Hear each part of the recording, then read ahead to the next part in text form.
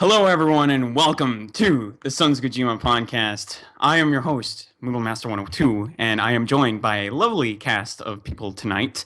With me, I am joined by, live from Wonderland, Alice. This is my intro, motherfucker. Get your own intro.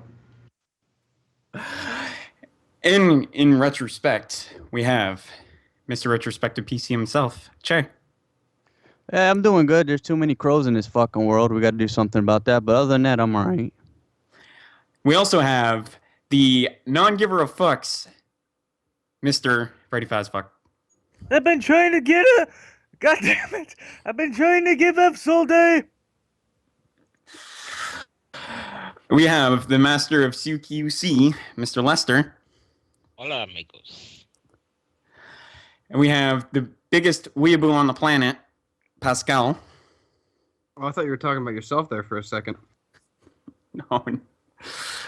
And I'm also joined by, well, you're going to see him like a million miles away, but Mr. Miles. How are you doing, sir? What's up, Moggle?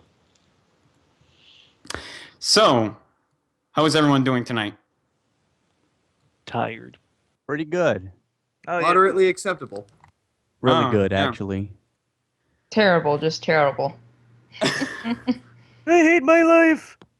Muy bien, amigos. And Moogle, I am doing just fine. Hello, everyone. Kept you waiting, huh? My name is Fred. I am back this week. I'm glad that you guys all joined us tonight on this fantastic edition of the Sons of Kojima podcast. We're titling this SoKast. How you guys feel about that? Brilliant. Sounds familiar. Love it. Excelente. You know what? I'm going to name a fucking star on the planet after that. One that gently fades out and just ends up exploding somewhere. I like the reference. So, all right, we've got a ton of shit to get to tonight. I just want to, first of all, give you each of you a special thank you and a special congratulations for last week's podcast. It was fantastic. I needed to take a break, do a little bit of stuff, and let's face it. I mean, the week before the Des bullshit debate, 4 hours of me talking and demolishing that guy, it was a little bit much. So, it was good to give everyone else a chance to make up for lost time on the 45th, on the 46th. And I got to play some Metal Gear and also do some other things I needed to take care of. So, thank you guys. I got a question for you. What's up? How does it feel to do your best Goldberg impression 2 weeks ago? Who's next? Who's next? That's what I got to say. Hit him with the jackhammer. That's it. So anyways, there's a lot of stuff we need to get to. I guess what we'll do is we'll get to some guy named DSP. There's DSP stuff to do. So we'll get to that. And then we've got a bunch of viewer submitted topics. And we've also have another story that we want to kind of get into because it's, we think it's kind of a big deal. So, all right, let's start. First of all, have any of you guys been watching Phil's playthrough of Metal Gear Solid 5? Nope. I'm waiting for this is how you don't play. Who isn't at this point? I heard he was on the verge of view quitting, but y'all got to tell me because I completely skipped that out because I don't want any spoilers. Okay. So we're going to do this completely spoiler free. All right? It's terrible. Mm-hmm. Yep. He Saw that one coming. he has no concept. First of all, this is the thing I noticed. First of all, I went out of my way. I've been playing Metal Gear Solid 5 all week. I've put like 100 hours into the game, and so I'm fairly familiar with it. So I decided then I'd go and watch him. And again, no spoilers whatsoever. Trust us. I know what I'm doing. He has no concept of stunning an opponent. So he will go and he'll CQC somebody, he'll choke them out. That's what he normally just does, just chokes them out. And he doesn't realize that a soldier will get up maybe, I think it's about like 30 seconds, a minute. Like you lose track of time when you're doing stuff, but soldiers are only stunned for a really short amount of time. It's very different to when you actually tranquilize them and put them to sleep. So what he'll do is he'll choke somebody out, then he'll go like throw them in a corner, and he'll run forward a little bit, and then the guy will wake up and say, "Hey, somebody came and knocked me the fuck out. We need to go on alert." And then what the fuck happened? What? So that's the number one problem that he has, where he's trying to be sneaky. He'll do that. The next thing I noticed, it's very interesting, is he'll try to be sneaky, and then he'll say, "You know what? Fuck it." And then he'll just run in. He'll jump on like a mounted gun. He'll get in a tank. He'll run and gun. He turned it into a third-person shooter in a lot of ways. So, yeah, he's literally doing almost everything wrong. From what I've seen, I've just watched the actual videos that have been uploaded. I haven't seen anything from streams, so it's possible he's doing better today. But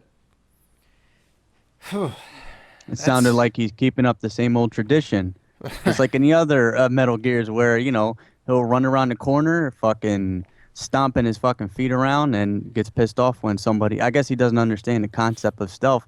That whatever noise you make, they're probably gonna hear it. There's soldiers in the game that are trained for that shit. So you can't just stomp your fucking feet around. Mm-hmm. Yeah, the views on his videos are terrible too. One- I'm looking at one right now. It's terrible. He's at 1,388. He uploaded it yesterday. One thing he did this time around is he's been blaming the game and the creators of the game for not giving him enough instructions. Yes. He's been saying things that have been very broad. There's not. He's saying there's no instructions for things, and I believe he thanked the viewers in the stream chat for giving him those instructions that he apparently needed. But I just think he doesn't have any curiosity. He doesn't want to try to figure anything out himself. He's pretty much too lazy to do it. Well, it's funny that you mentioned that, because he honestly does not really thank the stream chat. He says he has this new catchphrase. This is relatively recent. People are saying. That's his new catchphrase. He used to say, "People in the stream chat. The stream chat's telling me." Now he says, "People are saying." That's his new way to say people are hand-holding me. But he'll be stuck on something. Oh man, is this the right guy that I'm supposed to rescue? He'll walk away from it, and then he does this thing. And I know he did it because I saw him do it on camera, and he sort of busted himself out that this is his method. What he does is he'll look away and he'll do like stall tactics. Like he'll walk in a direction, and he'll do that while looking at the stream chat, so it looks like there's no break in the action. Only when he's very, very upset, he'll just flat out pause it or just stop moving and look at the stream chat. What he usually does is he'll go and he'll, I'm gonna crouch and I'm gonna slowly walk forward, and then he'll look at the stream chat. I saw him do it with Crash. I saw him do it with Dark Souls. When he goes on Facecam, he does it all the time. So That fucker meme. he'll be in there and he'll be like, "Oh man, is this the right soldier? Who the fuck am I supposed to take? I don't know." And then he'll walk outside. He'll look at the stream chat, and then he'll go back and, "Oh, all right, I'll just grab this guy. Fuck it." Like, what? So I've seen him do that. I've seen him cycle through his weapons and stuff, or through his inventory while he's looking at the stream chat. And so he tries to put out, like you said, some sort of action in the game, so it appears there's no break in it, so he can have an excuse to say, "I wasn't looking at the stream chat, I was doing this." mm-hmm. Well, But, go ahead. Oh, I'm sorry, but that's a load of shit.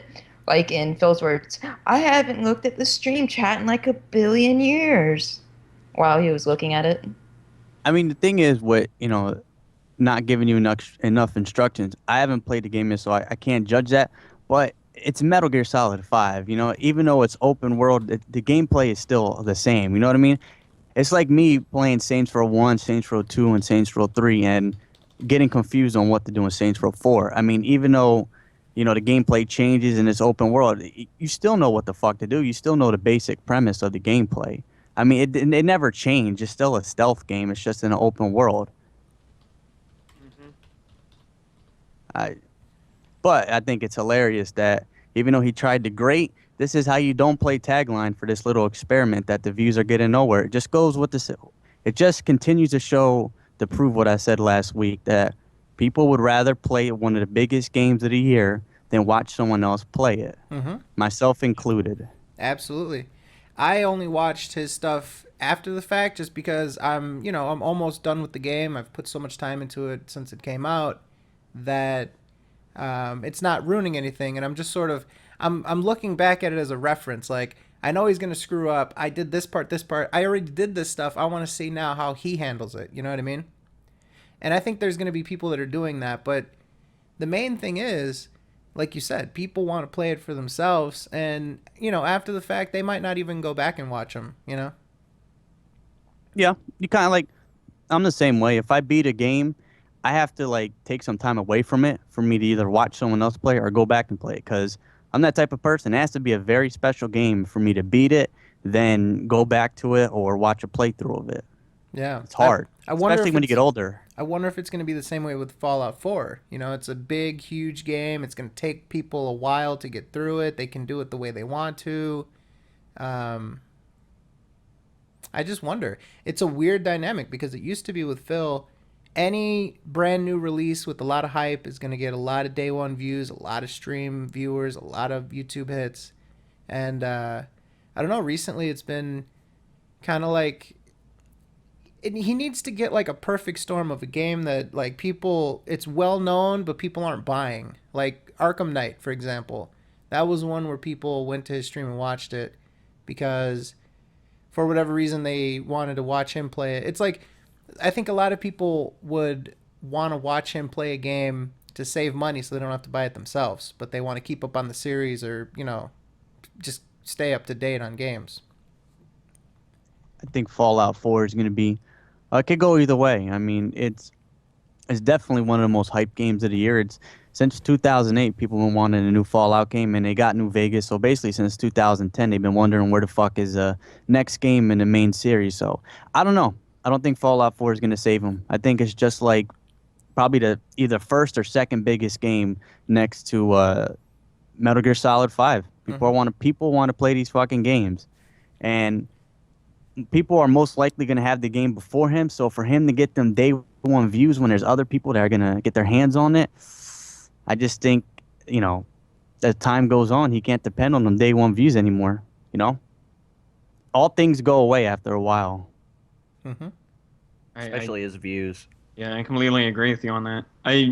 I've always thought to myself, when you get day one views, it's never going to work for the most part, because usually people are always going to be playing those games and they don't want to be spoiled on it, especially when you rush through the game, and like Phil does. So I don't know. I'm not one for day one views. It just makes no sense to me why people do it. Well, for anyone to survive, and this is what any business, not that his is a business, but this is what anything, whether you own a business, you're on YouTube or whatever, is not just about grabbing new people. It's about making them stay. And over the past couple of years, Phil has been having a big problem getting people to stay to his channel, and his quote-unquote business depends on people watching it. And he hasn't been doing a good job, and he hasn't had the best of publicity. So over time, you got YouTube gaming coming out, and most likely more popular people are going to jump on that, whatever train. So, man, I think it was that he used to be a big fish in a small pond because not that many people streamed on YouTube. But now that it's becoming more available and they're promoting it more, I just think he's going to get buried under the rug. I think we're seeing it now. I mean, in addition to the fact that he's not getting his usual audience, he's also not getting the passerbys, the casual fans, the people that are just browsing through. And in Phil's mind, he thought, and he's obviously, as you can see, he's trying to capitalize and manipulate YouTube gaming so that he can try to show up on the front page. He enables his chat, even though he tells people, don't go to it, go to the IRC instead, then why would you enable the chat? You know what I mean? It's clear he's not doing it for participation. He's not doing it for the community. He's not doing it so that people can talk. He's just enabling the chat so that he can manipulate the search results and end up in the front the front page of Google, not Google, but YouTube Gaming. So, you know, you can tell what he's doing. He asked his followers, his YouTube viewers, "Oh, thumbs up my videos for me, please." You know, he's trying to get these signs of engagement so that it'll, you know, sort of mesh with the algorithms that they're using, and he can pop up on the front page and people will say, "Oh, I want to watch somebody watch this. Oh, DSP Gaming, sure, whatever. I'll just watch him." But it seems like instead what's happening is because this is just aggregating people that are playing certain games and all that other stuff like Hitbox would, like Twitch would, passerbys are going to other channels. They're figuring out that there are alternatives. They're seeing like, you know, it might be hard. I can see the average person who's busy and they don't have a lot of time to search around and they're creatures of habit. They look and they're like, I want to see somebody play whatever, Metal Gear Solid 5. Oh, look, all these people are doing full-length Let's Plays like Phil would with commentary. Let me try them out. Oh, I like them. You know, I think that's happening with a lot of people. Mm-hmm. I definitely think so. Like I said before, when he started doing YouTube streaming, you know, that was before YouTube really got behind it. Now they got YouTube Gaming, and you know the preferred thing is Twitch. And yeah, you know, I'm not saying YouTube Gaming is going to take over Twitch or anything like that, but they're pushing, YouTube is pushing their own gaming streaming type thing out there more. So, you know, he's kind of not the only one doing it anymore, or one of the only ones. You know, more people are going to hop onto it, then that's on him. You know, maybe the thing is for Phil, instead of just banking on new games during the summer, get his goals done, of course, like he should have done with Project 7. But there is a market out there for people to watch, you know, old school games. You know, just because it doesn't work for him doesn't mean it doesn't work. It's just, I don't know, man. You know, like someone said this before, for a lot of things, Let's Plays are like, the well's dry. You know what I mean? So I think we're seeing that. I think the whole, you know, I have nothing against the Let's Play culture, but I think besides the very few that still stay relevant and still get good, you know, view to sub ratios, for the majority of people, Let's Plays are hard. You know what I mean? Because, you know, as we get more and more as the economy, whatever, you know, a lot of us got to bust our ass. A lot of us got, you know, day jobs, colleges or whatever. It's hard to watch someone play like 50 parts of a fucking game. Mm-hmm. You know, it's tough. So he's already got that against him, that he's a Let's Player and nothing else, you know? So, yeah, it's hard to keep people's attention span. Yeah. Go ahead. That was it. So yeah. I think that's why the bigger YouTubers tend to do like these small montage style or highlight style things because, you know, what happens with Phil is that his, you know, maybe first or second videos, you know, the first handful at the most will do really well. And after that, then the viewers start to drop off. And I don't think it's just purely, man, this guy fucking sucks, or he, you know, because they wouldn't even give it the first view if it was that way. I think it's just that people, you know, in addition to saying this guy sucks, I think there's other people that are like, I can't, you know, maybe I'll pick it up later. I'm busy. Maybe I'll watch the first hour of it, but, you know, I've got other stuff to do. I got homework. I got to go to work, blah, blah, blah. You know, people are busy. And, you know, we live in an age where people have short attention spans because they kind of have to. They got to balance a lot of different stuff. You know, some people, you know, they watch a podcast and they do this and that while they do it. Like, you know, in the chat, I always see people saying, oh, I'm going to do this while I listen to the podcast. I'm going to do that. With Phil's content, you can't really interact with it that way. You can't listen to him play the game and not really have the visual component with it to see what he's doing, what he's reacting to. Yeah.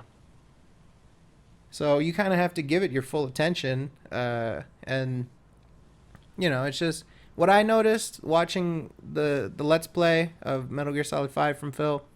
The funniest moments are when he's fucking up. Like, there was one mission where he was trying to get away in a truck, and it kept blowing up and stuff, and he kept getting really upset about it. Like, it was fantastic. Like, when he's legitimately yelling and screaming at the game, It's great, and I think that's why people love This Is How You Don't Plays, because the majority of it is him yelling and screaming and just he's like the Fred Flintstone of gaming, like the Homer Simpson of gaming. He's yelling and screaming. He's such a fucking buffoon that it's really entertaining to hear him, going off and stuff like that, because he's such a buffoon. He's a fucking buffoon. Like him yelling and screaming is fantastic. Yeah, that's why I agree with that, Fred, entirely. That's why people must like him. I mean, Haseo and I we've been enduring those things forever, and you've obviously done it too at the SoK. And Haseo and I both talk to each other afterwards saying the only reason we can tolerate it is because of how many fuck-ups there is. It's so funny. Mm-hmm.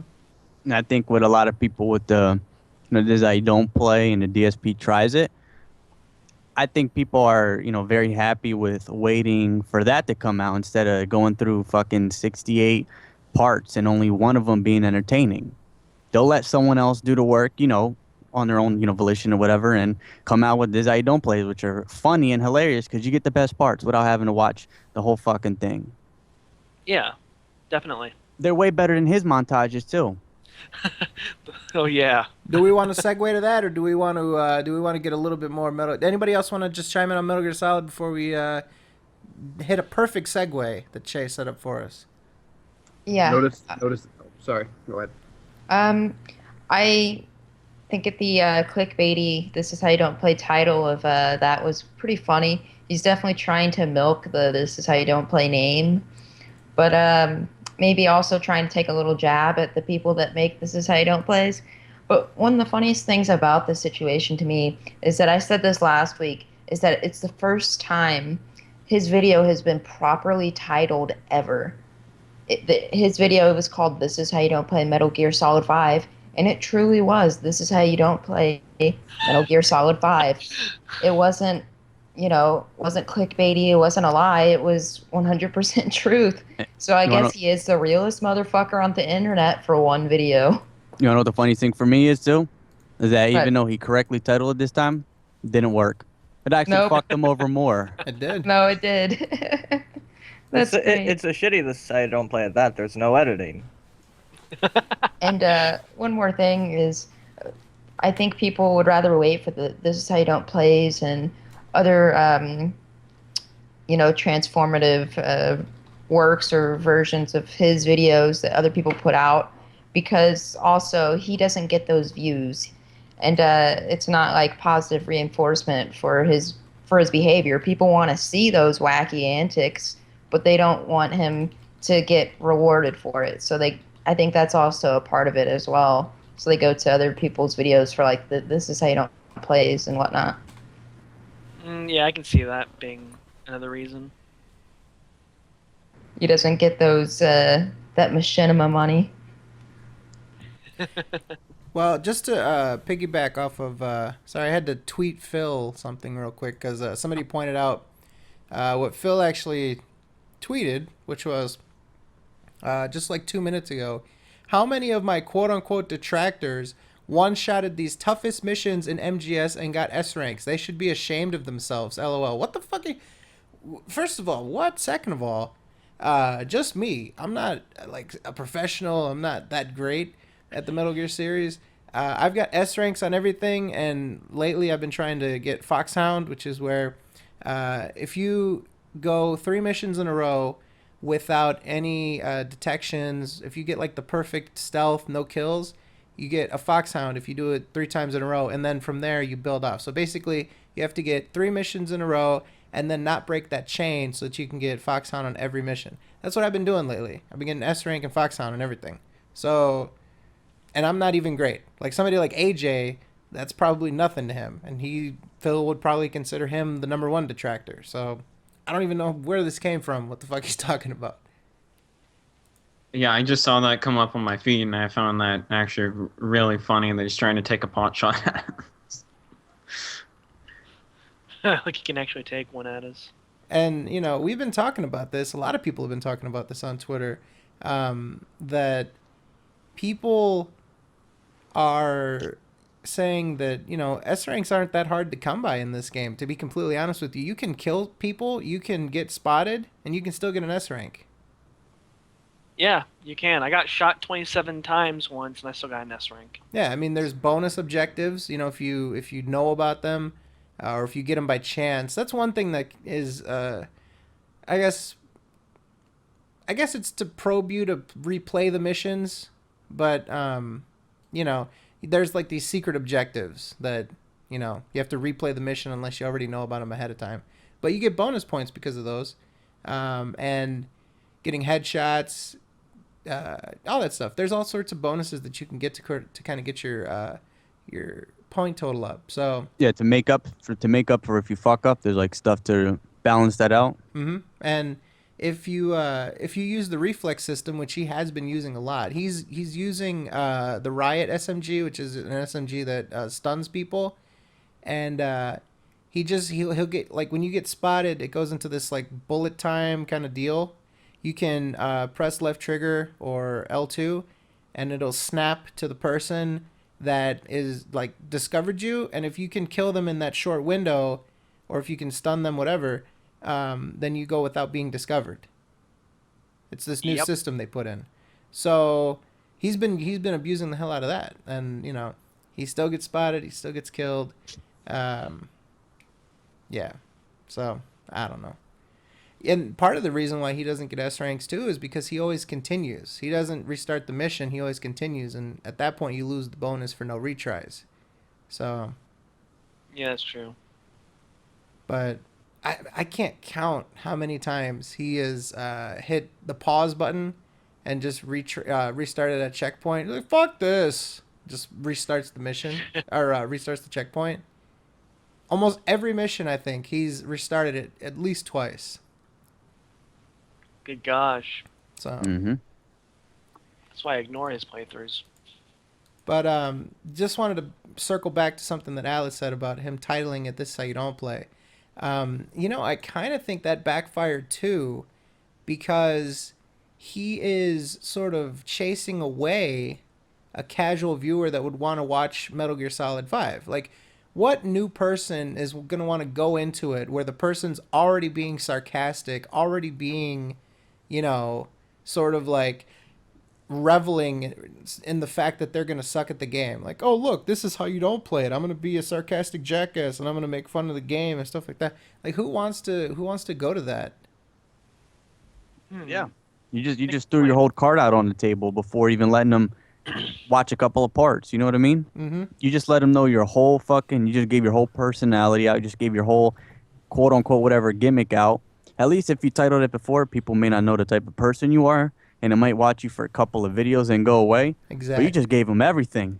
Exactly. It's almost as though he threw away the potential to appeal to a broader audience, which is his whole goal right now. That's why his chat's enabled and all that other shit.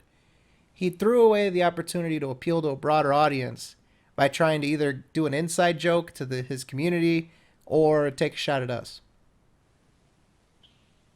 So, You know what's the lovely thing? What's that? That's what happens when you depend on views to take care of yourself. How great is it that we don't have to do that? I love it. Mm-hmm.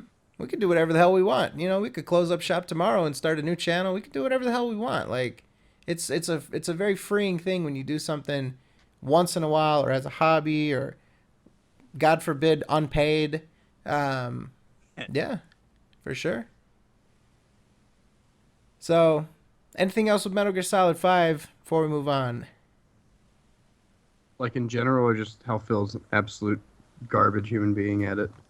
Phil specifically, we'll probably circle back in the gaming segment to our personal stuff with Metal Gear. Oh, well, I've been doing a no-kill run so far, and it's going pretty well. And he's been killing everybody, and it's hilarious. Like how easy it is to do a no-kill run in this game comparatively to the other games, because like there's a stun weapon for like every weapon. There's a stun version of it, and you immediately get a stun weapon with the SMG. Yeah, it's ridiculous how difficult he's making it for himself. Yeah, and not to mention the sleep darts. I forgot the handgun, the WU pistol, or the Woo pistol, as he's been calling it. So, but anyways, all right. So we successfully got through that without any spoilers. Sorry to give you a scare if you thought we were going to, but we're professionals. We know what we're doing. Not really, but anyways. All right, we'll segue off. This one was a good one. One of our buddies here in the SoKast put this down in our Google Doc, and that is Phil is trying to get his fans, actually he's relying on his fans, to do his Patreon montage for Alan Wake. Now, what he did is what he always does for these montages. He goes on the forums, posts a thread, and says, all right, guys, here's the deal. And he, like, titled it, like, Super Caps, Need Your Help and shit. Here's the deal, guys. I need you guys to find all the funny moments for me, and I need you to timestamp them and show me where they are, so that way I can just chop them all together and put that out and earn the $1,000 because of it. Wow. That's bullshit. Sweet. I hope these people that contribute are getting a little piece of the pie. Oh, yeah. I mean, what the fuck? So basically, right? So basically, this is what you got to do, right? You have to make a montage, right? But everyone else has to give you a timestamp. They have to get the videos. They have to watch your playthrough for you, even though you're the one that did the playthrough. So there's automatically that instinct of where you kind of know the parts where you fucked up, or at least have a general sense of where you weren't doing so well and what parts people might enjoy. Mm-hmm. But it's up to everyone else to do that. This is not a community effort. It's a paid fucking montage. Right. And you know what? They should get something out of it. They should get the people that help you out on that. They should get. It doesn't even have to be money. It should be maybe like gift cards or PSN cards. I would feel like shit if I got people to help me out on shit that I got paid for and I didn't reimburse them. Yeah. Especially the ones that do the most work for me. Something, gift cards, something. But no, you're gonna give them a half-ass condescending thank you. Yeah. Hey, it's fucking ridiculous.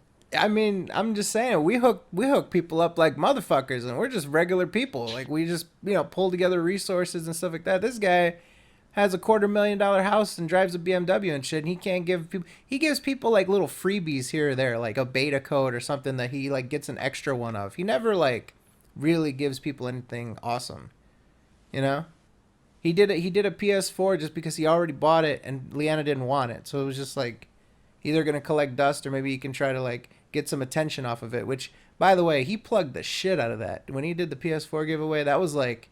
He fucking like screamed that from the mountaintops. But anyways, I got an idea. What's up? I got an idea. The person that helped them out the most, the one that's making them get these $800, $900 a month goals or whatever, let them get one of them fucking statues that you can't sell. There you go. Yeah, he just complained that's a good idea. just a couple days ago, or not even that. Like yesterday, he complained that the Duke Nukem statue isn't selling for shit. It's not going to sell. All right, Phil, then what are you going to do? Just leave it in your closet then, or in that office space, whatever the fuck that nook is? You're just going to leave it in there then? That's it? Yeah. The person that helped you out a lot or the most or whatever, let them get something, because they are doing your work for you, since quote unquote it's your business using your own logic. Mm-hmm. You're not going to give them, like, it's just ridiculous. Mm-hmm. And that would get people to want to sign up for him more, to do shit for him, and that would in turn make him money. That would be a better investment than whatever he would have made on that statue to begin with. Yep. But anyways, so you've got, and this is the thing, Alan Wake, how long ago was that? Who the fuck is watching that now? Literally, his fans have to go back and watch that. That game came back in I think it's like 2008. Yeah. Nobody's watching that currently. Nobody's like, oh yeah, I was just watching that last week. Of course, I know where this, and this is. He's telling people to go back and watch this playthrough from scratch and pick out all the moments. And if they don't, then there's no montage. Yeah. What's an Alan Wake? He can't do that with the newer games, because he's going to be like, well, you just played the fucking game. How come you don't know already? Yeah. So he has to do a game where he can just say, oh, well, I don't remember and I can't go back. Yeah. Bunch of people are going to, or at least one or two unlucky people are going to have to go back and watch that whole playthrough and take notes and give them clips. Yeah, exactly. It's stupid. He's basically making them work for them. If it was recent, then he would be able to say, all right, send me some moments because people are watching it now. But this is some shit where people have to go back, literally have to do like homework for him. Yeah, it's true. So, Oh, it's 2010. Still, that's 5 years. Yeah, that's quite some time ago. We're almost done with 2015, man. Oh man, That is ridiculous, man. it is. You should be doing montages for free. I don't even understand why he even has a Patreon goal in the first place. Because he doesn't have anything to offer people. That's true. Yeah. Other than other than doing private hate lie, Ask the Kings, other than playing more video games or whatever, what does he have to give people? He doesn't have anything to offer. Yeah. It's true. I mean, he has to give a false sense of you're getting something out of this Patreon. So he just can't keep it as a just donate for your support. There has to be something that he can word it and he makes it seem like it's worth it. There has to be smoke and mirrors going up. Always. Oh yeah, that's true. All right. Anybody else want to get in on this Alan Wake business before we move on? Apparently not. Alrighty. Next up, we've got Phil's Until Dawn playthrough being his quote-unquote best in a while, being that there was no stream chat to hold his hand. I believe I said tat. I meant stream chat. So this was during his near-death phase where he almost died and became homeless and destitute because of some copyright strikes on his channel. He was not able to live stream, and as a result, he was playing Until Dawn offline without the stream and completely on his own. Turns out that his fans actually really enjoyed that, where he was not looking at the stream chat all the time and he was instead focusing on the game and fucking up or whatever else. And they said that that was one of his best playthroughs in a while. I wonder why. Yep.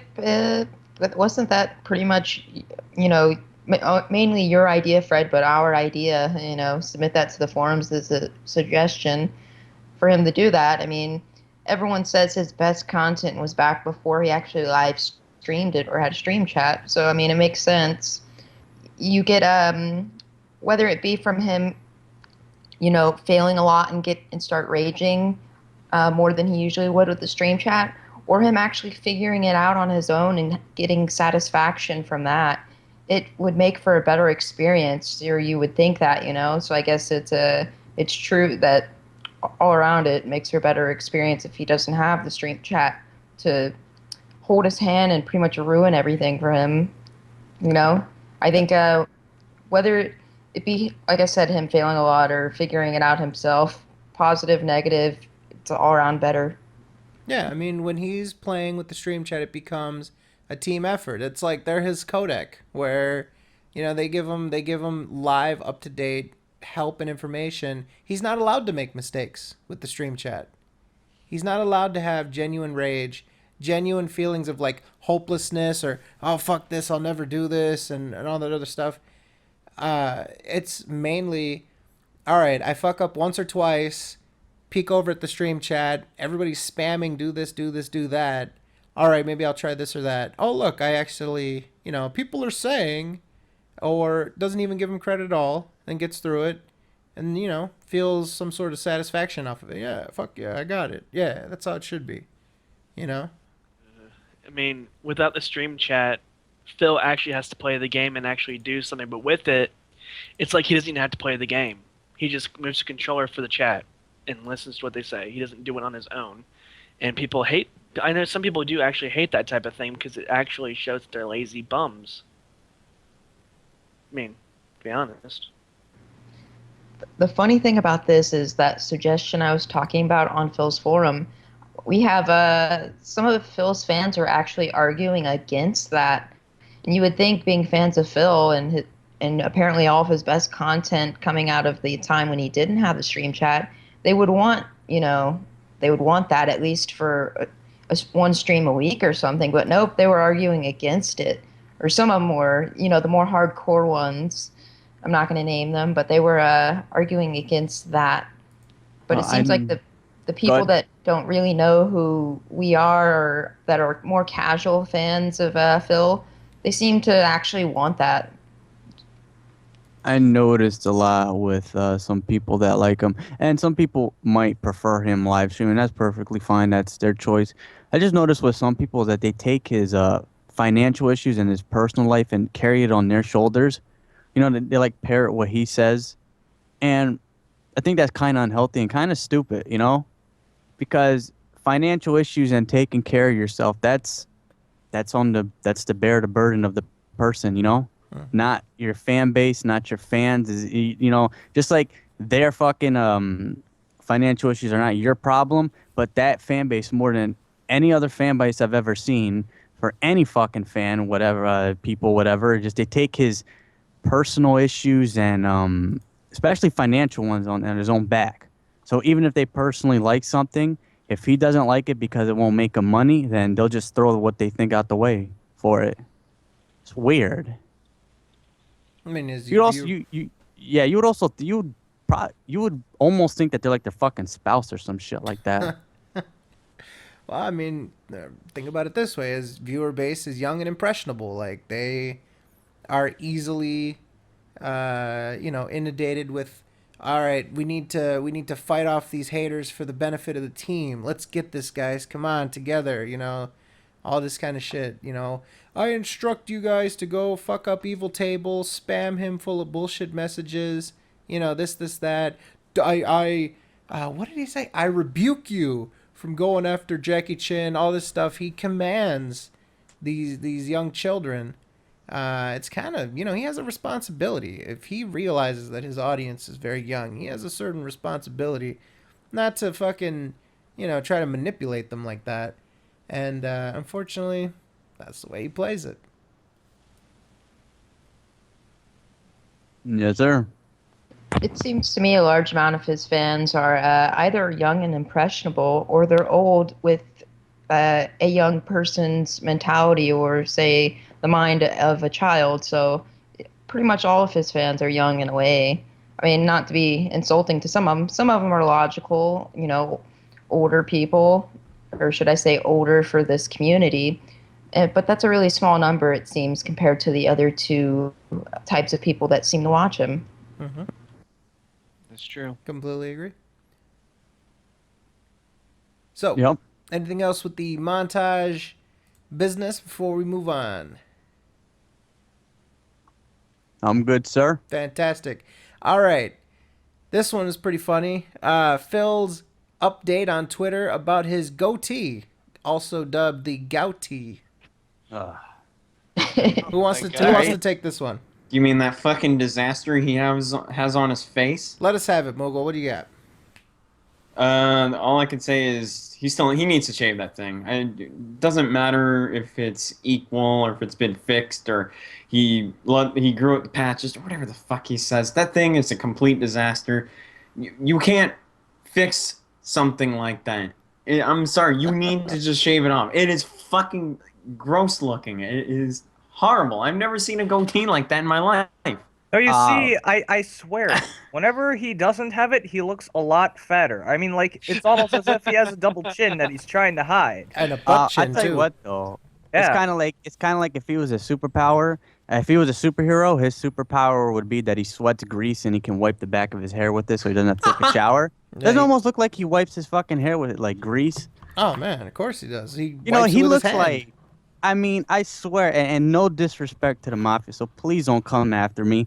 He looks like a fucking reject from the mafia. I mean, someone that hangs outside the club, do them favors, maybe drinks with them a little bit, but they never get anywhere close up the ladder or anywhere near anything important. He thinks like he's the schmucks or whatever the fuck you want to call them. Yeah. The schmucks. He looks like a schmuck. He thinks he's the Fonz. Hey. With the fucking slick back. He does that around Leanna or something. Leanna, just looks back at his hair and he's like, "Ay." I can just imagine that now. Hey, Leanna, how's it going? Why, Moogle? Why? Okay. Blade's Claymore really had me laughing with it. He said you could put a pan on his head and cook bacon. Okay.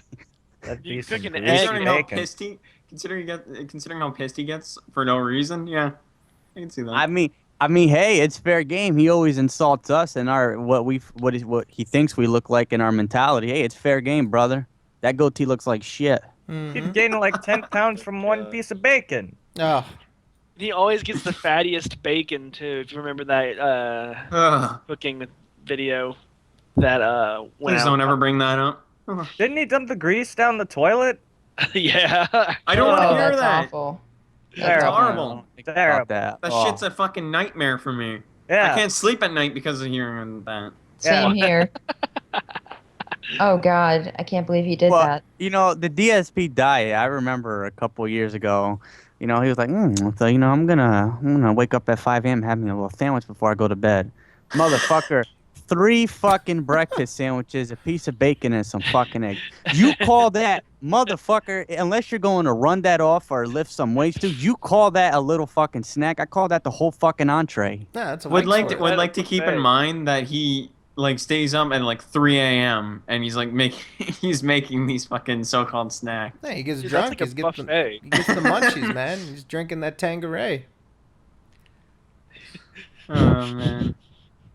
The thing about his goatee is it doesn't even fucking connect. It looked so much better a few years ago when it actually connect, like that mustache part with the, you know, Yeah. the chin goatee, whatever you want to call that. Yeah, now it's just a mustache, and it has 2 distinct parts. Mhm, Well, it whatever has you like call 8 that. distinct parts, but yeah, I think we covered the fact that he says that it's white hairs, right? We got that out. It's not just patches. I thought, and a lot of us thought, that he's just been like, he's getting like senile and he can't fucking shave his goatee anymore or something. Like there's some sort of problem. Maybe he's trying with scissors now instead of like a trimmer with the guard on it. Maybe he But couldn't afford razors. he's saying that it is gray hairs, white hairs. But I mean, when you look at it, I don't know, man. It really doesn't look like that. It looks like it's patches. I think I don't know, man. Maybe he's stressed from, you know, not being able to get by in life, being lazy and doing the bare minimum anymore. And I think maybe he's stressed at the prospect of getting an actual job. Possible. Makes sense. Hair loss Yes. from his face. DSP with gray hair. I can see it now. Coming to you in 2 years. If that happens, he's gonna have to grow it out and start working as a Santa Claus at the mall during the holidays. Oh, no. What do you want Okay, for Christmas? kid, what do you MK? want? He could be like Tim Allen, the Santa Claus.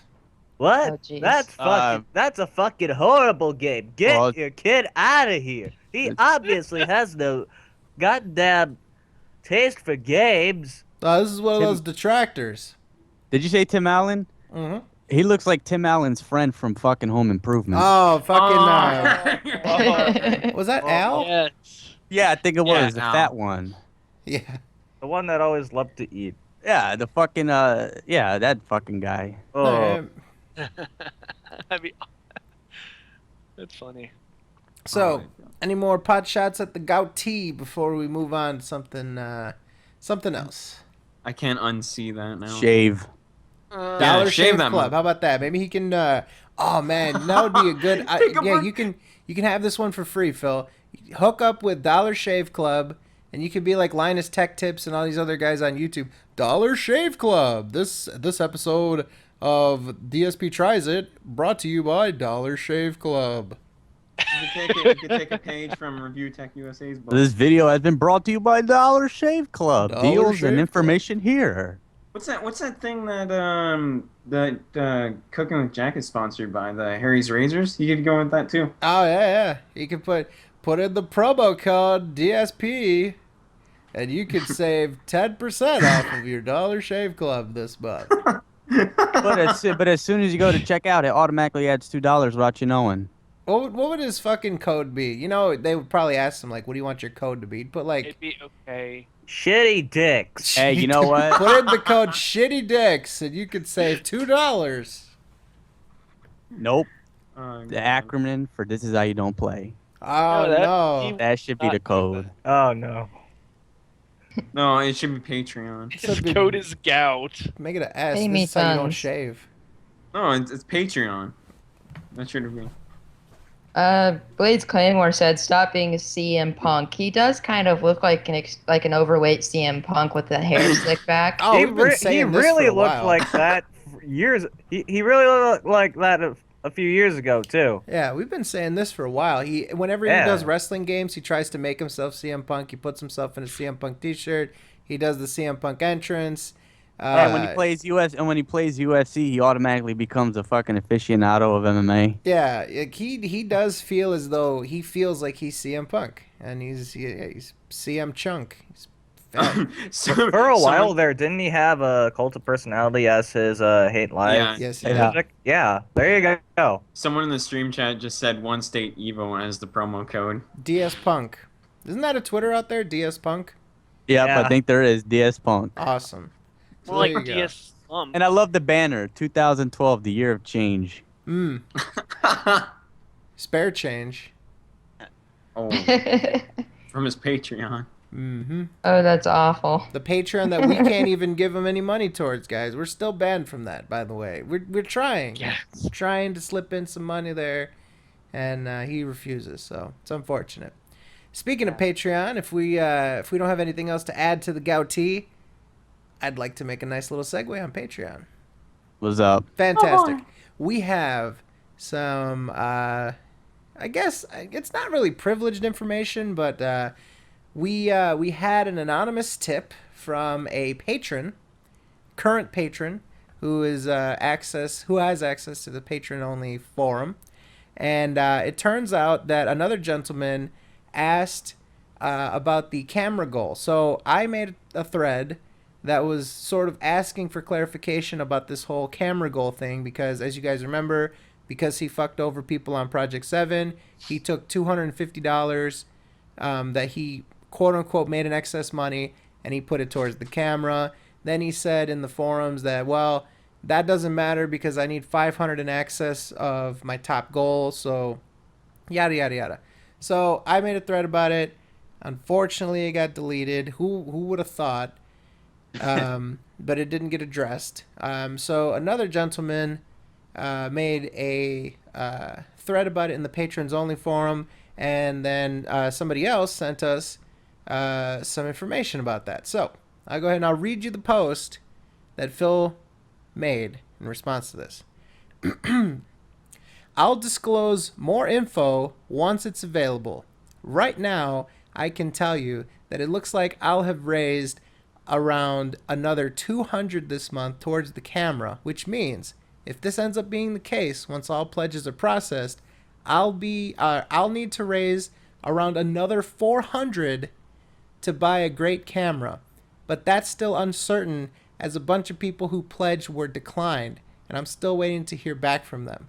The camera goal has already been fully explained, but it's incredibly confusing because of the Project 7 issue that made me lower the goal levels for August by $250. The goal Did he say issue? He said Project 7 issue. Okay, I'm sorry. The issue is that your fucking your ass print is implanted on the fucking seat instead of getting up and doing your damn job. The goal levels for that. September are going to raise back up to their normal levels, with the top goal being 1250. And so the camera will need to still be on there. But of course, people are going to be super confused when it comes to how much more is needed. I'll say it as clearly as I can. If everything goes through as it looks like it will with August patrons, then I'll need to raise around another $400 in excess of hitting the standard monthly goal levels on Patreon to buy the camera. And honestly, I think we'll be able to do that by the end of the year, which would be pretty awesome as a start to 2016, with a new camera to mess with and start making higher quality vlogs, etc. He has apparently changed now from I need $500 in excess to I need $400 in excess. But he made around $400 in excess of his top goal this month. He got around $1,400. So Not only did he pocket the 400, he also pocketed the 250, and as a hookup to his fans, he's reducing 100 off of this mandatory extra 500 that he needs to get. So let me just sort of sum this up for you. It doesn't matter how much money extra gets raised. That camera goal is not going to consistently shrink every month. Oh, this month I got 200 extra. This month I got 300 extra. So now it's $500 less cumulatively. No. He needs what used to be 500, what is now 400 in excess of his top goal. So at this point, that camera is going to cost you $1,650. But he doesn't explain this. He explained this to his patrons in a private forum post. It's nowhere on his Patreon. It's nowhere where more people are going to see this. He does this in private. And this notion, I need 400, 500 extra from the amount that it would take to buy the camera in the first place, he's out of his mind, because that $1,250 already would pay for the camera. In fact, that $1,250 would be $250 extra on top of the camera. He wants to spend about $1,000. So this camera shit is a mess. And to be honest with you, it really is looking like fraud at this point. Yeah. It's damage control. It's a stall tactic because he doesn't want to do Project 7, or he doesn't have any ideas, or whatever the issue is. He doesn't want to do it, plain and simple. He proved that in August. So now, instead of just him saying, I flat out don't want to fucking do it, or I'll give you refunds or anything like that, he's just going to make every excuse in the world. He's kind of like a fucking parent catching his teenager doing something wrong, and that kid will fucking, we all done it before, kid will give him every fucking excuse in the world before admitting the truth, and that's what Phil's doing. Mm-hmm. He's a 32-year-old acting like a fucking 14-year-old that got caught doing something stupid and fucking fishy. And he'll make every excuse in the world. Every fucking excuse in the world, just to postpone, the truth, and to give the truth to people that he did something fucking a scam. That's what it basically what it is. Project 7 ain't never coming out. Mm-hmm. Just get that through your heads. It's not coming out. If there was nothing to prove for in August, not even a 1-minute teaser trailer, his fans, you're never gonna fucking get it. Yeah, I mean, just the thought, the anticipation of him having to make this 1-minute teaser trailer fucked up his whole life, man. He couldn't sleep at night. He was stressed about it. It just completely ruined his life. It was the worst thing that ever happened to him. Didn't he say the planets aligned? The planets aligned and told him that I can't. Oh yeah. I can't make this. I can't make Project 7, guys, because the planets aligned. I saw it. I looked outside. That was my favorite line of his in a while. I swear. It kind of it's like his fans are. Well, he's doing the same thing with the cameras he did with Project 7, but it's like his fans are on a treadmill and he has like a fishing pole held in front of them with like a camera on it, or like Project 7. You know what I mean? I mean, with some of these fans, he's got his fucking dick at the end of that fishing pole. Yep. Yep. It's like a Twinkie with a fucking massively obese guy walking on the treadmill. I'm going to get that Twinkie one of these days. Nom, nom, nom, nom, Well, it's more like whatever. It's more like waddling, but still. Hey, Just you take it from the master himself. Well, just like how he waddles on the Project 7 intro. Oh man, that fucking turn, that constipated turn. That's like the turn you do when you've been holding diarrhea in for like hours, and then you get to the toilet, and then you do that little turn. That's the turn that he did. I mean, I never wow. thought about it like that. Hey, dude, he's a fucking con artist. He is. He's a con artist. He got your money. Now he's trying to give you every excuse in the world while fucking laughing, while having your money, while it's going to be worth it one of these days. You know what I mean? It's like buying timeshare, Yeah. Yeah.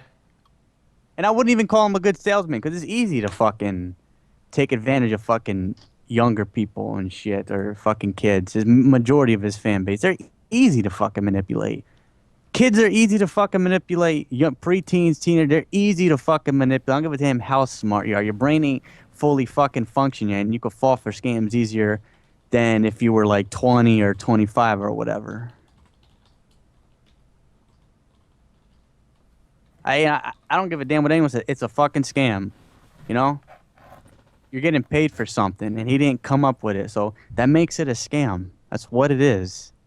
You know, doesn't matter what your excuse is. Doesn't matter if you had every intent on doing it. You got paid to do something. You either put up, or it's a scam. Mm-hmm.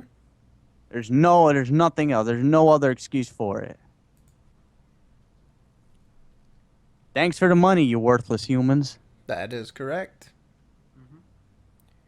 So, anything else on the Patreon, camera goal, all that kind of stuff before we move on? The planets aligned. God damn it. All right. Yeah. One What are last you doing, thing. fucking- One last What's thing up? that we got planned for Phil topics. Phil ranting on hipsters. Now, I personally didn't see this. Did you guys see this? Phil Yeah. ranting on hipsters. Yeah. So I got home and I got on my Twitter and I Dragon Killer popped up. Go subscribe to him. DSP Archives on Twitter. Go fucking follow him on Twitter. Good guy. At DRGN Killer. That's Dragon without the vowels and Killer with vowels. Well, yeah. Good guy. Anyways, and I saw like, quote. So obviously it was quoting DSP shit like, oh man, these fucking kids, they get their mommy and daddy to fucking take them to Ivy League college and they don't know what they're doing. They think they own the world. They think they're smart. And he was referring to people that work at Google and YouTube. The same YouTube that let him get his fucking, streaming back. And he just went on this massive, like, 5-tweet rant about hipsters. They drink coffee and all this shit. And it just really, he has this thing with fucking hipsters and shit. You know what's the funny thing? That morning, he tweeted a picture of him going to fucking Starbucks. I like the fucking iced mochas from fucking Starbucks or whatever. Eek. What the fuck, dude? You're complaining about people drinking at Starbucks when you go to fucking Starbucks. You live in Seattle. Face it, Phil. You're more of a hipster than anyone else I fucking know. Just because you don't wear the fucking scarf and you use the internet at fucking Starbucks. And talk about mommy. Yeah, mommy and daddy. Well, your mommy and daddy paid for you to go to college just for you to fucking sit on your ass and play video games, have no long-term fucking future, no 401k, no social security. You're fucked within the next couple of years because you did the bare minimum and now it's catching up to you. Like, all good things come to a fucking end, but you know what? When you have the skills, when you have an education, when you have a trade, you can bounce back from that. When you have the work ethic, when you have the willpower to make something of yourself, whether you're making $40,000 or $100,000 a year, you're doing something. You're not. That's what happens when you beg people on the internet. So your mommy and daddy must be very proud of you. All that money that went into college. But there's no jobs in your sector, so that makes it all worth it. Yeah, his specific sector. His sector is so fucking... He's got a niche sector. That's what it is. You hear these niche games and stuff like that. He's got a niche sector. Pencil pusher. Bullshit. And you notice how every time he rants about something, he always did something before it was cool. He did LPs before it was cool. He did YouTube and, other video game, videos on YouTube before it was cool. He played that game before it was cool. And that's the biggest sign of a hipster to me is when they always go on and on and on about how they did stuff before it was cool, the mainstream. And he always rants about mainstream games, I think. Or I've heard him do it a couple times, talk about how he'd like to play some other stuff, but the mainstream ones get the views apparently, and he doesn't like the mainstream game, so yeah, he is a hipster in my opinion. This motherfucker pointed his goddamn camera at a TV screen, like, for God knows how long, and it wasn't until, like... Since 2013. Yeah, it wasn't until, like, 2013 where he started using a goddamn capture card. So... I don't get why the hell he's ranting about people freaking being a hipster when he was doing that shit like for the longest time. I think that's pretty hipster shit. The Sonic fucking app. Who else do you know that fucking has a business card with them wearing a goddamn fucking costume and ain't a fucking actor or ain't a clown or ain't someone that portrays a fucking character in a costume. They're just a normal person trying to sell their fucking business. And a Sonic fucking hat. Sitting there looking like a deer caught in the fucking headlights. Who the fuck does that on their business card? Yeah, he's gonna send it out to prospective clients. You know what I mean? Yeah. I'd like to form a business relationship. Here's my card. There's a Patreon link there if you wanna hire me, and if you'd consider being a patron of my arts. He handed out at Chuck E. Cheese's and Toys R Us. That's the only people that fucking buy into his shit. Mm-hmm. Which is coincidentally where he probably bought Leanna's presents from, but that's something completely different. I guess that could be a quick sidebar. Let's just mention the fact that he took Leanna basically to Chuck E. Cheese for her birthday. Happy 22nd to Leanna. Happy birthday. There you go. He really does treat her like a fucking kid. You fucking weebs. God damn. She has the mentality of pretty much a 12-year-old, so this shouldn't surprise us. She was. She's 22. Oh. She doesn't have a permit or a license. No, A car. She has no reason not to.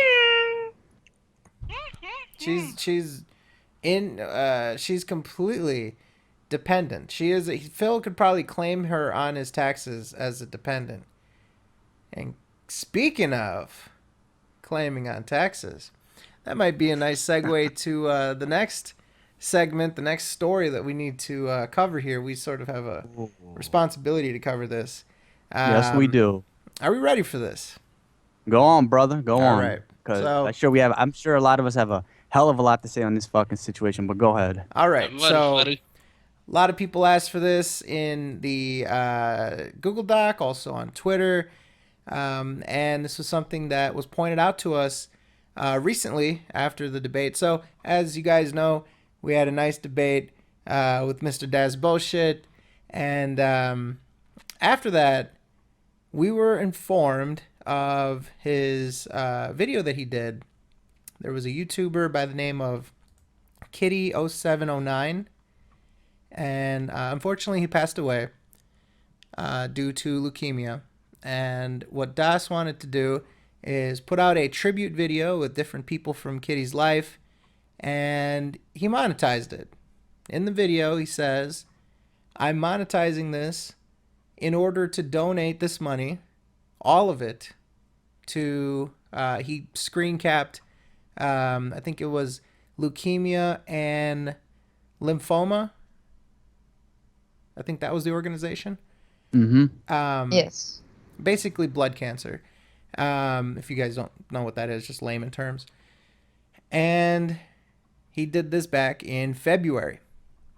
And somebody pointed out to us, well, it's September, and he said that he was going to post an update video updating people on the specific donation, the proof of how much the video made, and that lining up with exactly how much the donation was, and all that kind of stuff. And by September, he still hadn't done that. So a few people tweeted at him about it. What's going on? He responds on Twitter, well, what happened was back in April, I got really hit by taxes. So I haven't been able to use that money that I made to actually donate. I had to get myself back together from these taxes. And now, being September, I'm ready to make the donation. And wouldn't you know, I believe it was yesterday or the day before, he actually then made the donation after these quote unquote, as Flaming Claw points out, he called them financial curveballs. We talked back and forth on Skype. I don't really want to get into the specifics of the private messages, but the general tone was, don't you fucking dare do this in public. How fucking dare you? Knock it the fuck off. Like, very, very, like, intimidating, very controlling, very, like, trying to muscle me out of talking about this. Not only to one person, he came to me out of nowhere, because I had the audacity since, after the debate, I actually, found that out through people just coming to us out of concern. And I tweeted at him asking what's up. And right after I had the audacity, the fucking nerve to ask him what's up, he basically gave me a threatening message. And that's a tone that he's been taking with me for criticizing him or asking him about anything that he might not like. Mm-hmm. So we go back and forth with him a little bit in private, just sort of dissecting this.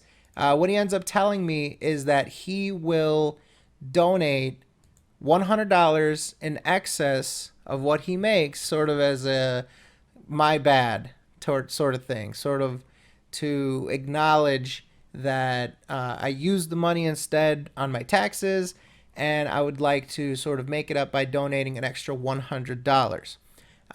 What he did right now, a few days ago, is he donated a total of $660, being $560 from the video and $100 extra.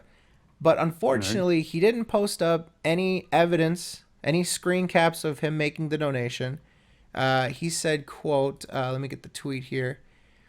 He said, quote, I deeply regret not informing you all of these financial curveballs that slowed the process down, but a promise is a promise. $660 has been donated on Colin's behalf, and once I receive the receipts in the mail, I'll put them in an update video. So, are we to believe that he like sent them a check in the mail? Did he not do an e-donation like most people did with charity water, for example? This is my issue, and my bad. I'm kind of shaking a little bit because this does hit emotionally home for me. You know what I mean? You can call it, I'm not going to say getting offended, but I got a couple points I want to make. Number one, he did it in the most shadiest way possible because there's no transparency. There's no, okay, well, the information's out there for both of us to see, so I'm held accountable for you to call me out. No, it's his finances. It's him monetizing one of his own videos. You know what I mean? So only he knows how much he made on it. We don't, because we're not partnered with the same people that he does. We're not, we don't have access to his YouTube account. Mm-hmm. So he monetizes one of his own videos, which is the most shadiest way because he could have got way more donations and kept that video up for as long as he can without any questions. All he had to do was a link to a respected charity. Not only that, he's radio silent, which means not saying a peep about it, talking about everything else. Oh, his new fucking closing his Patreon. Thanks for the Patreon money, guys. I'm going to come up with new projects. I got a new job. For almost 8 fucking months, he doesn't mention a word about the charity. And someone tweeted at the person, Kitty, that died, rest in peace, I'm sorry to hear that, the person's spouse. And I actually read one of the tweets that she responded to him. She was under the impression that he donated already. He just didn't want to make a video about it. So you had everyone fooled thinking you donated. How? And almost 8 fucking months, you don't say a goddamn thing about it. Mm-hmm. Only when you get called out on it. Mm-hmm. So from my impression and I think a lot of people's impressions, you're scum. That is a scumbag thing to do. It is very shady when someone does something when you get called out. It's called damage control. It's not being, it's not an obligation to a friend. It's not being loyal to your friend. It's not being a good friend. It's called you were forced to say something. You had no choice. Right. I am so fucking disgusted to think what would have happened. Thank God. Thank you to the people that alerted us after the debate because we didn't know. Mm-hmm. Thank you, because if none of us found out about it, what the fuck would he have done?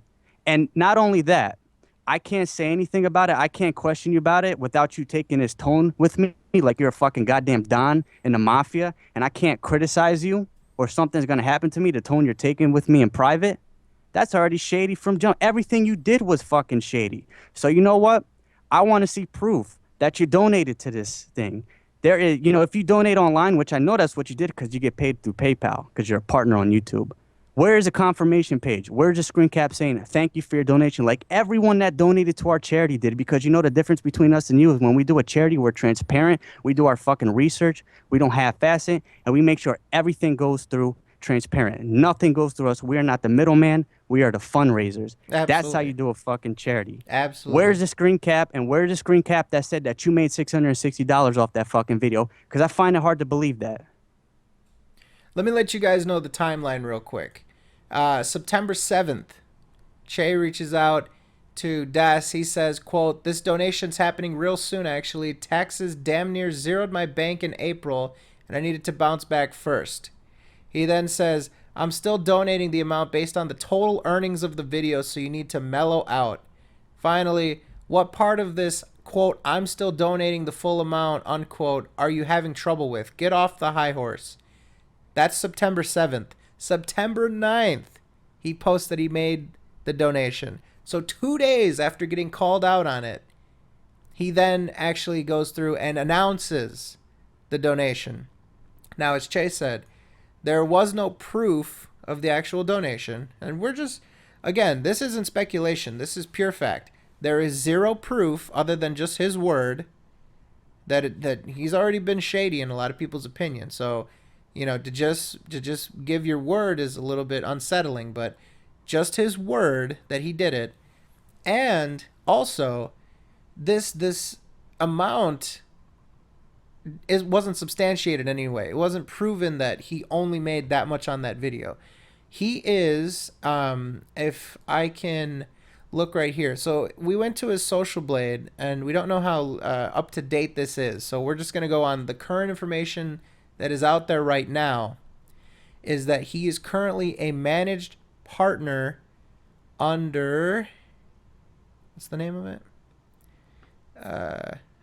I just messaged it just a second ago. Let me find this real quick, because we went to a Social Blade earlier today. Screen Wave Media, managed partner. So his current channel, at the very least, and also that video has over 500,000 views.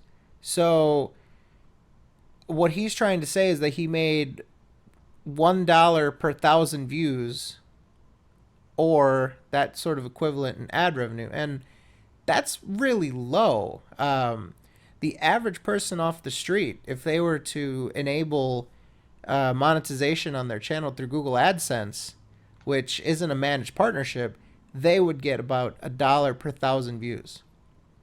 So for someone that has over 600,000 subscribers, he's bigger than DSP. He has 4 times the following that DSP does.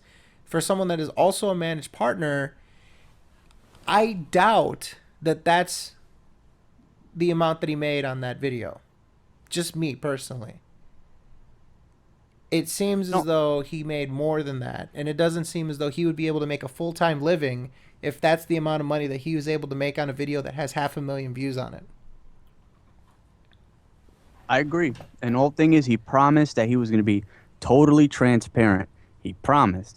You know what I mean? Because the burden of proof is on you. We can't see your finances. We're not, going into your, YouTube account. We don't see the analytics. We don't see your partnership. We don't know all that yin yang. So that's why it's very shady from Jump Street to promote a charity that way, especially when you don't have to.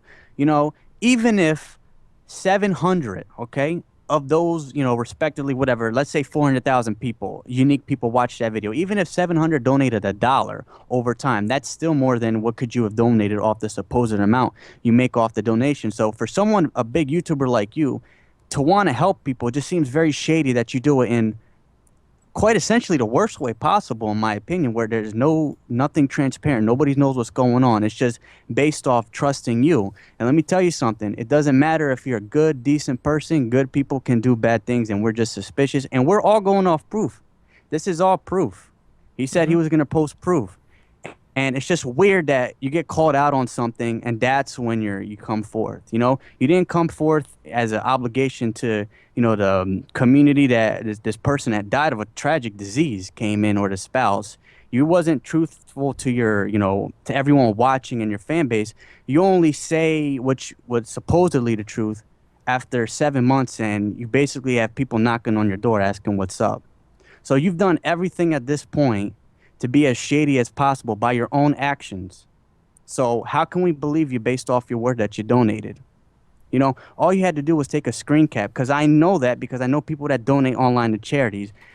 We've done it with our own charity. If there is a fucking place where you can donate online, there is a confirmation page that says, thank you so-and-so for your donation. All you had to do was screen cap that. We didn't get that. That's Now we correct. have to wait. We have to wait for you to get something in the mail so you can make an update video. God knows when it's fucking coming up. We're just going off of proof. We're going off your past actions. You can't expect everyone to take your word for something. And when in this situation, you've been as shady as humanly possible. You can't expect people to believe you based off of, well, they think you're a good guy. Well, good people can do bad things. This is all proof. This ain't speculation. That is correct. The other thing I'd like to point out is that you look at the timeline, right? It's that, all right, I took in all this money, right? I specifically, he showed screen caps that he advertised this video on forums. He showed screen caps, which he can show screen caps of that, but I guess he can't show screen caps of the donation. He showed screen caps of him posting on Face Punch forums and all that stuff to promote this video. He also obviously heavily promoted it on his Twitter and stuff like that. Then he goes, he puts the video out. He doesn't say anything about it at all. And apparently, according to him, in April, he then uses that money for his personal finances. Now, what doesn't go off in your head that you should update people that you use that money that way? The second that you bring in money, specifically with the promise that you're going to donate it, and then you don't, what doesn't go off in your head that you need to tell people? All right, listen, I got slammed with taxes. I didn't see this coming. I'm sorry about it. It's going to have to wait. I need to donate at a later time. Something is wrong with your moral compass if you don't feel an obligation just to let people know. There's a difference between, all right, I need to immediately donate, and at the very least, I just need to let people know what happened. I need to let people know that this happened to me. You know, and when I asked him that, he well, you know, hindsight is hindsight. You know, I'm just such a victim in all this. And that doesn't seem like someone who's genuinely remorseful. And like I said, this donating 2 days later is very suspect. Seems like damage control in to the highest extent. How can you tell me and any reasonable person that your finances were shot until 2 days after you got called out on it? That's the worst part, is that if his finances were able to get mobilized in just 2 days after getting called out, then he could have did that donation at the beginning of this month. He could have did the donation last month. At what point does he need to actually become accountable and say, I actually need to put this donation out? Oh, that's right. 2 days after he gets called out on it. Yeah. And the funny thing is the tone that he took with, the people that were calling it out. You know, you can get emotional about, basically, shoving a light threat in our faces and getting all emotional about, well, you didn't mean to do this. Where was that emotion? Where was that, thought when you took charity money and paid off your taxes with it, in your own words? Where was that emotion at? You know what I mean? It's just ridiculous. So, and like I said, like you said, he started trying to threaten us and strong arm us out of talking about it. Like, this, to be honest with you, ended up being a pretty expensive, PR hit to him, because let's look at this in two different ways. All right. Let's say best case scenario, everything he's saying is correct, and he went and he donated to that. It still is really shitty that he didn't update people, and that he didn't provide, like, he did everything wrong. Everything wrong. This is just assuming that everything he said is correct and giving him the benefit of the doubt. He didn't update people, and then when he rushes, he doesn't donate to the charity that he said he was going to. Alice, what was it that he donated to? He donated to the American Cancer Society. It's the largest cancer charity there pretty much is, and they do not pretty much do anything as far as blood cancers go, leukemia or lymphoma. They pretty much mainly go in the two big cancers, or three big cancers: lung cancer, breast cancer, and prostate cancer, the ones that affect the most people. And he claimed he was going to donate to, the LLS, Lymphoma, Leukemia and Lymphoma Society, but it seems pretty shady to me on that one. So it almost seems rushed as well. He didn't even donate to the charity that he said he was going to donate to. He had a screenshot of Leukemia Lymphoma, the organization. He rushes out and he donates even amount of money, $660, to the most popular charity for it, and then he goes on and he tries to threaten and strong arm the people that brought this up, and then he donates 2 days later. And then he shows no proof that he donated. He shows no proof that was how he figured. Like, how did he even figure that that's how much he made off the video? He could have showed us that, whatever he used to calculate, whatever information he got. It just seems like he calculated it himself. I'll donate $1 for every 1,000 views. And I simply don't believe, being a managed partner, formerly of Machinima, now with Screenwave, someone that works with Vanos Gaming, someone that has 600,000 subscribers, 500,000 views on that video, I don't believe he made $560 off of it. That's just me. That's just my opinion. But, what we can point to as fact is that he didn't update people. He didn't show any proof of this donation, and he didn't show any proof that was the remedy. Or that was the revenue. So, and let's look at this on the other side of the coin. Let's look at that let's be negative about it. Let's say that he's not being honest. Then by calling this out, we actually ensured that organization is actually going to get the money that he said it would, and he didn't get to pocket the money. If you want to be negative and you want to assume the worst, it looks as though he thought the coast was clear and he was just going to pocket the money and just stay quiet about it. And this ended up being a very expensive blunder for him. So those would be the two extremes if you want to look at it that way. Mm-hmm. Another funny thing about this situation is, if he would have donated the money, say a month or two after he posted the video, like he probably should have, say he donates that money, right? He could write every single dollar that he donated off on his taxes. The thing that he spent this money on for originally, he could have wrote it off on his taxes. Mm-hmm. That's just confounding to me. That is so, it's kind of ironic in a sense, but there's too many inconsistencies here for me to be able to give him the benefit of the doubt. I know most charities nowadays don't even accept payments by mail anymore because of how unpredictable the post system is and whatnot, or from how high charges for places like Western Union is, when you can do stuff for free online and have proof of donation immediately. So most charities don't even accept those methods anymore. And he seemed to pretty much get everything else digital, like he got paid through PayPal and everything else. I really don't see why that he would pay by mail, honestly. Yeah, I mean, who sends a check to an organization like that? I mean, almost everyone. I mean, let's be honest here. Das is pretty tech savvy, right? I mean, he makes and produces content, and he maintains a social media following and all that kind of stuff. He knows his way around a computer and he knows his way around the internet. Let's be honest here. We can't give him a pass to say, oh, he's just some Yahoo. He's just some grandma that doesn't know any better.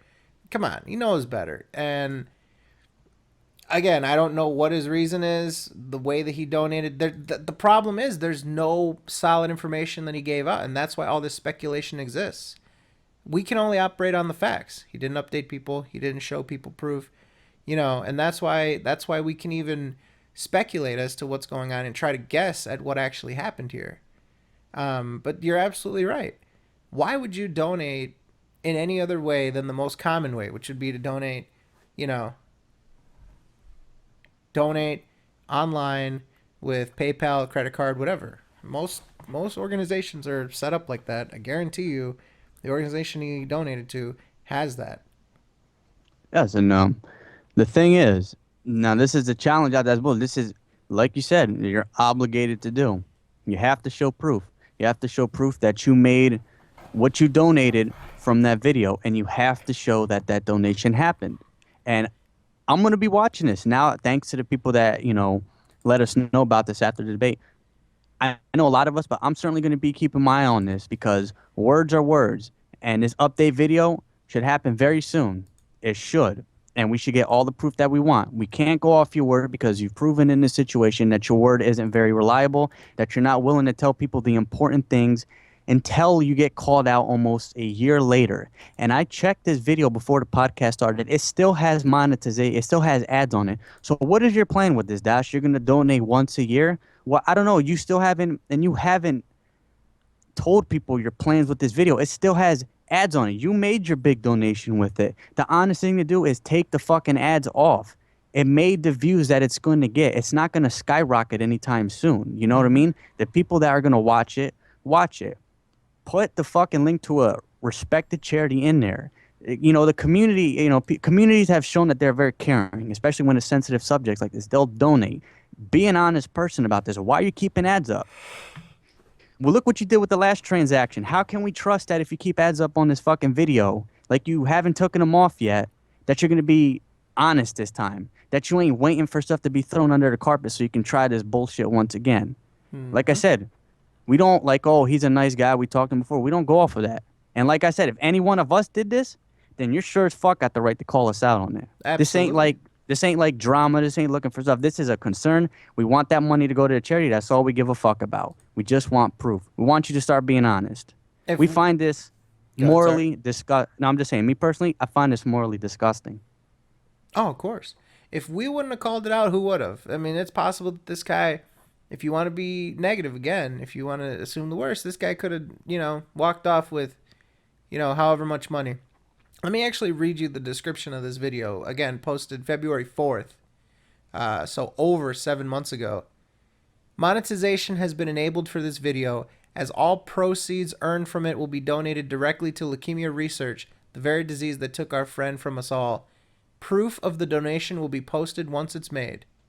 So he says all proceeds will be donated and proof will be posted.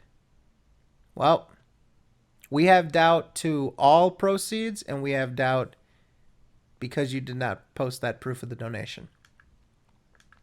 So our I don't know, what do you want to call it? Do you want to call it a challenge? Do you want to call it a suggestion? Do you want to call it advice? Whatever you want to call it, this is what you should do. Screen cap every shred of evidence that you can that is exactly how much money you made off of that video. Leave no question. You realize that there are people, hundreds, maybe thousands of people, that are aware of this and that are trying to interact with you about this. Leave no stone unturned. You put yourself in this position. Prove that is exactly how much you made from that video and show the donation completely corresponding with that. We already acknowledged the plus $100 that you received, that you decided to throw on there extra. That's fantastic. And if you really did make $560 off that video and added another $100, then kudos to you. Fantastic. We can't say that yet, though, because all we have right now is your word that you did it. And unfortunately, the way that you handled the situation, there's reason to doubt your word. I'm sorry, but there is. So that's what it boils down to, is that, you said you would do it, follow through with it. Because if we say that we're going to do something, then, we are not only just held accountable by our friends, the community, but we're accountable to ourselves. We have a moral compass. We have a conscience that we say we're going to do something, we have to do it. We feel like shit if we don't. What happened here, man? You know? And like Jay said, this isn't like to slander somebody or to diss them. Des had criticism of us. We answered it. He demanded to come on the podcast. We couldn't obviously do it with Ludacris on 15 minutes notice like he wanted to. We actually had to, respect Ludacris, who was, midnight when he came on his time. So he has a job and stuff. So we had to not push Ludacris to the side, who we had a week already, and argue with this guy who said literally, quote, I want to come on and shit on everyone's good time. Right? That was the quote, right? Yeah. Can I come on and ruin everyone's good time? Let me ruin everyone's good time. Let me talk down to you guys. Let me come on and spoil shit for you guys. Yes. Let me. You have to take me on your show. You have to give me the courtesy, and I'm just gonna disrespect you. Yeah. I mean, come on. Who comes to someone like that if you want to be on their show? It's condescending, and it's flat out fucking rude, and it's not professional. And I expect more from someone that has the clout that he has on YouTube to not act like a goddamn jackass. 15 minutes before we go live wants that. You messaged me too about a minute before we went live. And, couldn't do it. But after that, we accepted it the very next week. We did our research. We treated it with respect, and we treated it like a serious thing. We can't say the same for him. It doesn't seem like he really did much research or anything like that. He didn't come really prepared, a lot of people thought. But we took it seriously. I did my research. I edited together a bunch of sound clips, put them on SoundCloud. We had him play them directly to him. We had him on. He had legitimate criticism that he thought. We had him on, talked to him.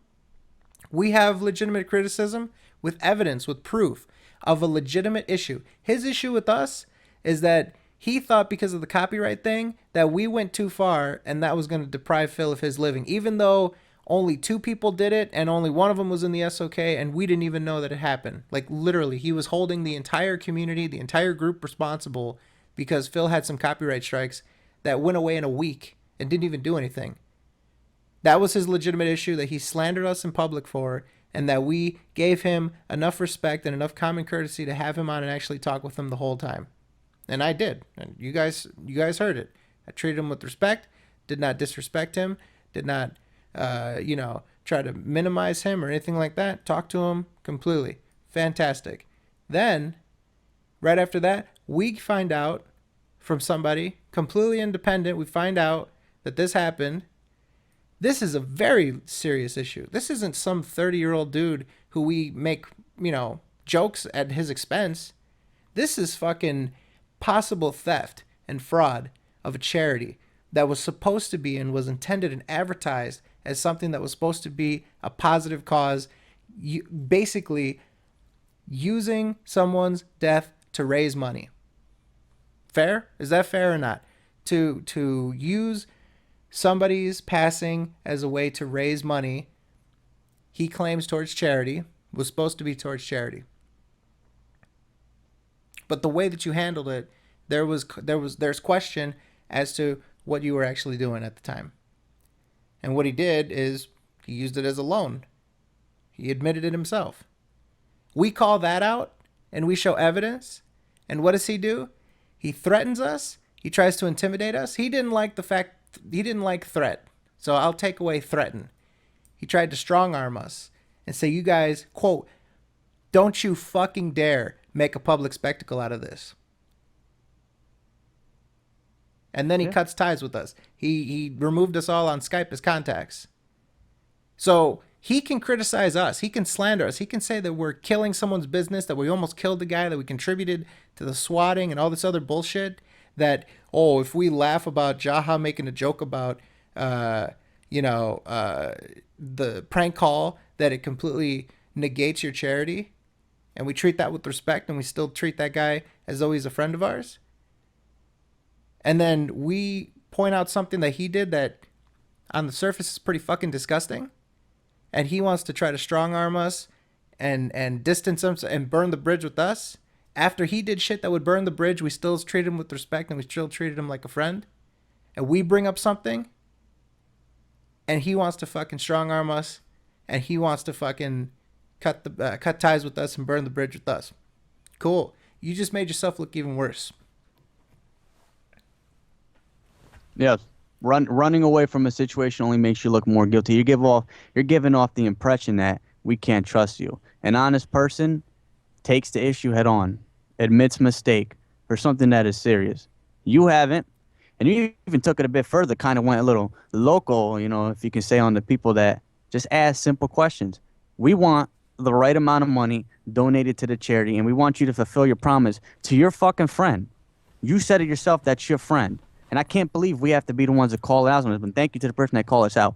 But by conscience, by morality, by you being a decent person like you told everyone, we shouldn't have been doing this. You should have done it already.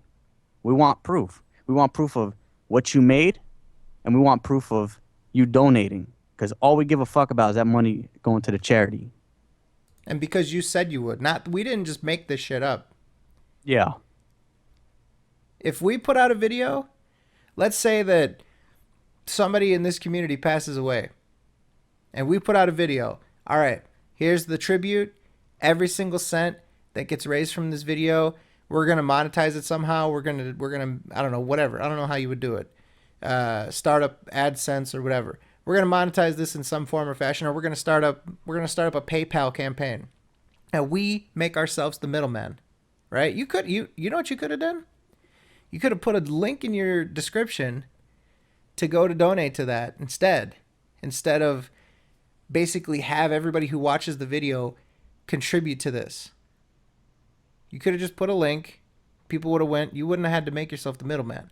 But by making yourself the middleman, you assume a lot of responsibility.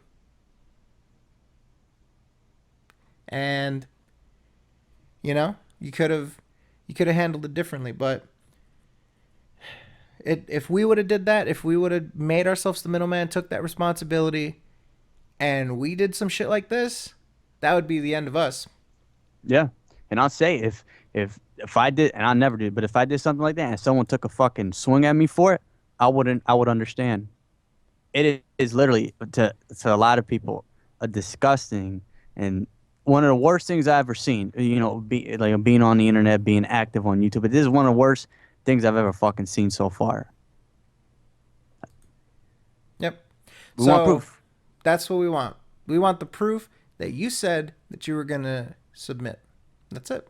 We don't want you to do any more or any less than you said that you would do. We didn't come up with this. We're referencing exactly what you said you were going to do.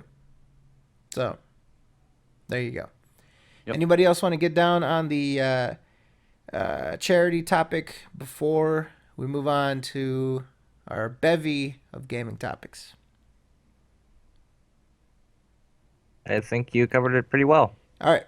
So, again, Das, no hard feelings or whatever. We didn't even bring up the fact that you refused to share the debate that you were on, sort of taking your medicine to, publicly slander us, say that we don't use fact-based arguments and stuff like that. You come on the debate, we do. We well, I don't even want to go that far, but we handle ourselves very well, and you don't then use your platform to show that off. You don't say, well, I said this and this and that about him using my name I used my Twitter to say I'm going to be on the SoKast podcast, this and that. You had no problem with that, but after the fact, you don't want to take your medicine. You don't want to say, well, here's what actually happened. Check it out for yourself. But anyways, let's move on. Bevy of gaming topics. The first of which, very relevant, Metal Gear Solid 5 has a glitch where if you use quiet on missions 29 and 42, you're fucked. Anybody know about this? I heard it deletes your saves. You can't progress forward. Oh, so okay. If you use her in 29 or 42, then your save gets corrupted. It might be quote unquote deleted, but yeah, it gets to the point where you can't go forward. Damn, or did they say anything about them? We're working on an upcoming patch. We're trying to get this fixed Yes. right away. Or did just No, absolutely. awesome, Yeah. Yeah. good. Has anyone like Fred? Luckily, you haven't experienced that issue, right? You caught wind of it before you could have possibly made the mistake. Yes, and I would be so upset if I lost my save. I have almost 100 hours in that game so far. I've been doing I've been going back replaying missions. Right now I'm trying to get S rank and Foxhound codename on every mission. I have like my staff up to 200 each on the platforms. My staff are all like level 60. I put a lot of time in that shit, and I like to use Quiet. I also like to use D-Dog just because he shows you where like prisoners are. He shows landmines. He's very useful. Quiet also has that scouting, but she, has more of a. She's more intended to like pick off people, which I'm fine with that on my own. But I do like to use her from time to time.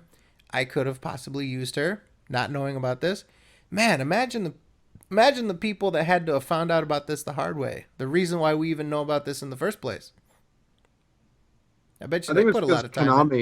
Konami figured it out, didn't they? Or at least no, because people reported that it was happening. Well, I guess, but at least Konami made the announcement about it.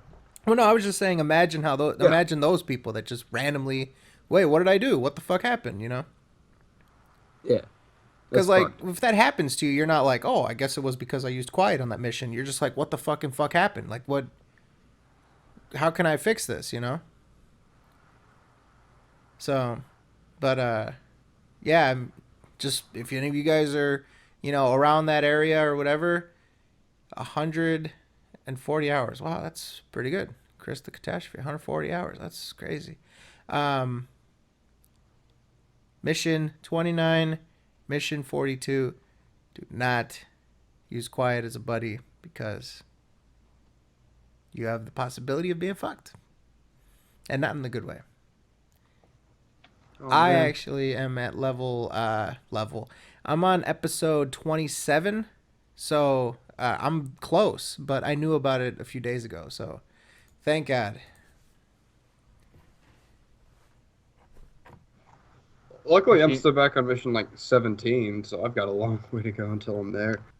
Casual. Hey, fuck you, man. Casual. I feel bad. Hey, I'm not the one who loses my game on overnight to try to get my shit done faster. Nah, that is incorrect and slander. I actually fell asleep with the game on. Because you left it on while you were sleeping. That is incorrect and slander. What the fuck? This guy's trying to tell me, what, are you watching me when I sleep? What the fuck kind of shit is this? Oh, shit. He keeps an eye on you. Yeah. Anyways. So, Fred, yes. Since you weren't on last week, what was your opinion of Metal Gear Solid? How are you liking it so far? Oh, man, I love the fucking game. If that says anything, I bought it. It was one of the few games I actually bought as a pre-order, paid the full $60 for it. I also got Ground Zeroes, which is good, because I got to play the demo before I actually got into Phantom Pain. But, man, I love the game. I didn't play Peace Walker. I didn't play Portable Ops. I played 2 and 3. And those are the only Metal Gear Solid games that I ever played. I didn't play Solid 1 or any other stuff. Just Metal Gear Solid 2 and 3. And I'm able to sort of jump in. There's a lot of different play styles. The story makes sense. I did actually do a little bit of homework before Phantom Pain came out, just sort of getting caught up with the story and as a whole. But, man, and I'm telling you, the PC version is fantastic. It's well optimized. You're always afraid as a PC gamer nowadays that they're going to put out something that wasn't good. And, when they said that they were pushing the release date up 2 weeks to match the release date of the consoles, I was kind of, nervous about that because I was like, shit, man. But, it turns out that the reason why they were able to push it forward is because the developers sort of gave up their vacation time. and they worked hard to get it out, and it runs perfectly. I mean, it's limited to 60 frames per second. You could mod it to go past that, but as far as that goes, it's fantastic. You can crank it all the way up on modern, middle of the road hardware, and man, it's such a great game. There's so much variety, so many different ways you can do stuff. The free roam is fantastic, and just the flow of it. Like you can just jump into a mission, jump out of a mission, go back and do one. It's all cumulative. You know, it's not like one go through. You can go back. All right, I want to play mission 5 again and see if I can do that better. And then, oh look, I got a bunch of new staff because of it. I got this and this and that because of it. Everything is living and breathing, and man, just everything is just fantastic. The only thing I would say that's a little bit annoying, and it's a small gripe. Small gripe is that it seems like the distance that they can see you at is a little bit far. Seems like they can see you from really far out, but that's because of your third person perspective. Like if you maybe saw like an overhead and saw what the real distance was or something like that, you would probably say, okay, that makes more sense in the grand scheme of things. But just perception, it seems like they can see you from really far out. But other than that, you know, if you're careful, you should be just fine. I've been trying to complete missions without getting seen or noticed at all. So, but that's about it. I just think that they can see you from really, really, really far away. But Great game. thank you, Pass. What about you? You've been playing it, Pass. What are your in-depth analysis of it? Well, I'm having a lot of fun with it. The small amount I've gotten to actually play because I've been fucking busy as shit. But what I've been able to play is just really great. What I've seen is amazing. Like I like how you can get those little posters and put them on top of your box. Like I don't know if people know what that is, but you can find like the Weeb posters. Oh, I'm sure you love yeah, those. the Weeb posters. Yeah, all that shit. Posters of Pascal. Yeah. Yeah, but then there's also the stuff like when when you like run and press X, you dive and like slide a little bit. Yes. And when you do it on a box, you do it even more, and you can like go down a hill, and you'll just like actually sled down the hill in the box. I think that's fucking great. So that's what you've been doing. No, it's just I've been paying a lot of attention to the little fine details in the game that's making it that much better for me. I'm pretty sure you have too, but it's just I really like when games do that. I've been Fultoning out everybody. Just fucking everybody. And actually, once you get to a certain point, you can actually get the dog to Fulton people out for you, which is fantastic. What? Yeah. Yeah, you have to pick up something called the first aid kit, which doesn't exactly make sense, but it unlocks a costume or whatever for D-Dog, and he can go Fulton out people for you. You can just give him the command. Oh, I gotta find that shit.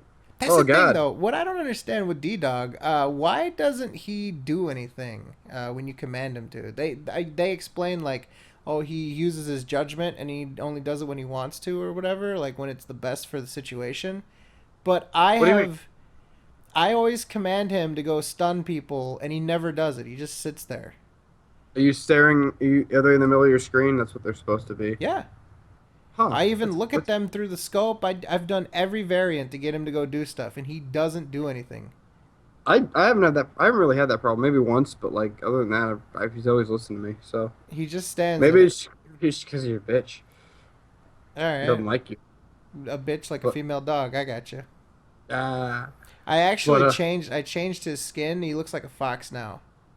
How'd you do that? Did you find when you get his bond level all the way up, you can change. You can so it's kind of cool. You can change his eye patch to make it so that he has an artificial eye instead, or just no eye patch at all with the scar on his eye, or eye patch, of course. And then you can change his color to a bunch of different colors. You can make him black. Awesome. The one that I have he's orange. You can do stuff like that with you can do stuff like that with fucking Quiet too.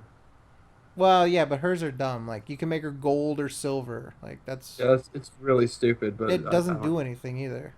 We'll make her bloody. Like no, just use the regular one. It's fine. But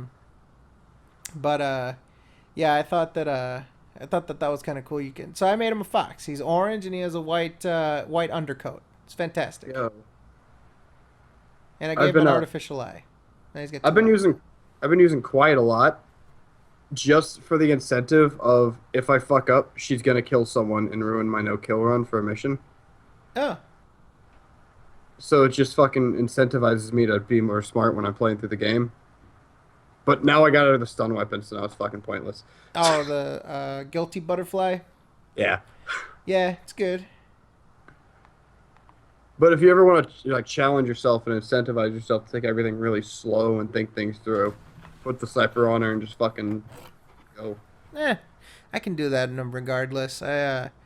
Like I said, I use her to scout things, but I realize that D-Dog is better at scouting. Yeah.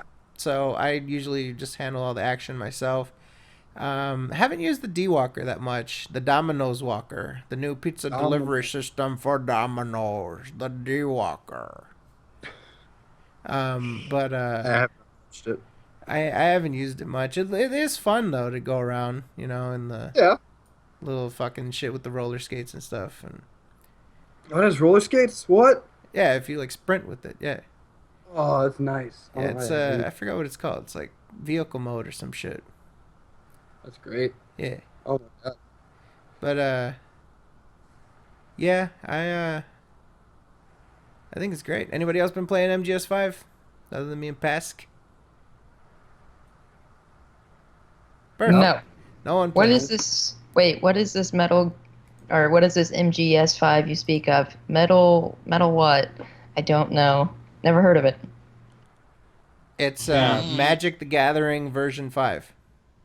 Oh, okay, that makes a lot more sense. Yep. Metal Gear sounds like a friggin' metalcore band. Metal Gear. I don't even know.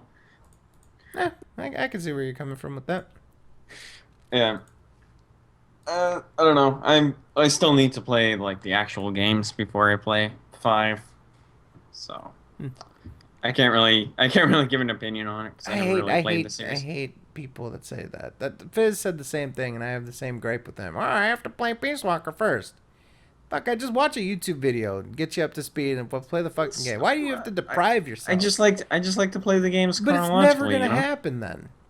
You're gonna end up playing Metal Gear Solid 5 like 7 years from now. Well, it's better than rushing myself into the series. Why don't you just do things the way that other people want you to do them, Moogle? Because I don't want to. Do things the way that people say you should. No, I want to play the series like I should. Yeah, whatever. You Anyways, should just skip to 5 and play it because it's a great game. yeah, and Moogle, it comes before 4. You see, so you're playing them out of order. Wah, wah. Yeah. I mean, you got your references to 4, Mm-hmm. but who cares? You should play 3, Portable Labs, Pizza Walker, and then 5. But no, You you're not literally- gonna do that, are you? You literally just told me to skip to 5, and now you're telling me to play 3. and I'm saying all if that. you're gonna- that's if- what I've been saying the whole time. No. You said you're playing 4. I didn't. You did. I said I'm going to play the series from the beginning and then get myself to 5. So you're gonna play 3, and then Portable Ops, and then Pizza Walker, and then Yes. 5. Yes. Play them through the timeline, bitch, or you suck. Ooh, Brilliant's Just- fucked up. He said Metal Gear Solid 1 came before 5. Slam him. Slam That him, is- boss. That is incorrect, That is- Uh-oh. and you should be ashamed of yourself, sir. Shame on you, Brilliance. That was very not brilliant. Oh, I have wrecked him, son. Mm. You wrecked yourself, Path. Every time we talk. Yep. That's my life. That's my life. Perfect. You make it sound so depressing. Yeah. Way to play Yes. victim. Hey, Moogle, are you going to play Ground Zeroes too? Yes. What a fuck. Fuck you. Okay. I'm making an effort at least playing the series. Are you gonna? You should stream yourself play these games. How about that? How about that's the deal? All right, for us to forgive you for not playing 5 sooner. How about you stream yourself playing these games? That would be fun, but I don't know when I'll ever get to them. See, you've proven my point. You're never gonna play 5 because you put all these restrictions on yourself before you can do it. I'm trying to take my time with everything. Cop Jesus. Okay. Trying to not play it at all. Well, everyone else has played it, so I don't know why everyone Yeah, we wants caught to on see me your, playing. We caught on to your shit. Well, I'm just not gonna play it Okay. at all. I'm just, first I've got to go to Harvard and graduate the top of my class before I can play Metal Gear Solid 5. So. Okay. Well, anyway. Yes. Anyways, anybody else? Metal Gear Solid 5. All right, moving on. 2. How about Fizz? You wanted to, or Faz, sorry. Faz, you wanted to speak on the Afterbirth release date. Oh yeah, I did. Okay, so last week I mentioned Afterbirth because it was at PAX and that I didn't know the release date wasn't given out yet. However, this Monday on Labor Day, it was announced by Macmillan that the expansion will come out on October 30th, one day before Halloween. And it, what was that? I said, Yeah. The game, it's gonna cost like $10, and if you pre-order it, you're gonna get a considerable discount. Nice. So yeah, I'm excited for it, and I will most likely be streaming it the moment it comes out. So, yeah, it's gonna be a good time. Fantastic. All right, let's go to another major story that just broke on Reddit 11 hours ago. So this is pretty fresh off the presses. I don't know if you guys saw this, but here we go. A person by the name of btester2 on Reddit says, "Hi all, Ben Tester here from indie game devs Wales Interactive, developers of Soul Axiom, Master Reboot, and Infinity Runner." He goes on to say that a popular YouTuber with a few million subscribers offered to have one of our games featured on their YouTube channel for a rate of either $17,600 US for 2 to 3 talking points or $22,000 for 2 to 3 talking points and a description link. That's a really shitty practice. Are you serious? That's And- real shitty. Yeah, so what? You can get paid to praise the game. Unfortunately, with anything like this, you're always going to have the one people that take advantage of what they have and always try to basically muscle, because it's easier to muscle, and of course, indie developers, because they need the promotion, you know? Absolutely. So this is ridiculous, and, the community, we have to, the outlet, Let's Player community, whatever, you got to be vigilant about this, because when, someone that represents your community a lot does this stuff, it makes all of y'all look bad. I would Ridiculous. I'd love to Yeah. know who this YouTuber was. This is the one thing I'm going to say that was smart about this person on Reddit. He didn't throw that person under the bus, because it would have been completely blown out of proportion. People are gonna eventually figure who it is. I would have. I don't know if they're gonna figure, unless this guy wants to say specifically who it was. I don't know. That's still really shitty, regardless. And whoever But, did no. it is a fucking scumbag. That's all I can really say. I mean, you say what you want, snitching or whatever. I don't consider something like that snitching. I mean, for God's sakes, a guy is trying to muscle indie developers for money. Think about it: $22,000 for two talking points in a description in the video. This is someone that's taking advantage. This is someone that thinks that he's truly a celebrity, thinks that he has that clout, think he has muscle to do stuff like that. I mean, hey, all I'm saying about the community is, if none of y'all are willing to do anything about it, because I'm not in the Let's Play community, so I don't have to worry about that. I don't get paid to do this. It's none of my business. But to the people that do want to make a living off this, that you're in that community, y'all don't speak up about this, then don't complain when people start looking at, unfortunately taking things out on everyone that does Let's Plays as being dishonest, because these are the people that get that ball rolling. You know how people are. Mm-hmm. And I'm going to go on a whim and say that for anyone that wants to do something smart, and I know a few people that do this, and they do it for a lot of indie developers when it comes to Let's Plays, they just do it for free. They don't. Funny thing is, they'll just buy the game randomly, and they don't even know that it was an indie developed game. They just play it because it looked interesting, and it's free promotion for them. That kind of stuff I like, but at the same time, there's also people that just do it for the fuck of it. They want people to buy the game, and it's not that the companies would go up to them and ask, "Hey, do you want to help promote my game?" Yada yada yada. It's just and then for a YouTuber to just be an asshole and be like, "Hey, I'm gonna pay you this much money to promote your game or whatever." That's fucked up. Really fucked up. And the big thing here is that Ben also made an edit just a little while ago to say that he needs to make sure that he points out that he emailed the YouTuber first just to ask if they would like to receive a free game code to play for their channel. So that's how the discussion went. Hey, I'm so and so from this developer. We'd like to offer you a free code so you can play this game. Maybe for your channel or whatever. Well, I could. You have to pay me either $17,000 or $22,000, depending on if you want me to put the description, the link in the description or not to the game. Now let me tell you something.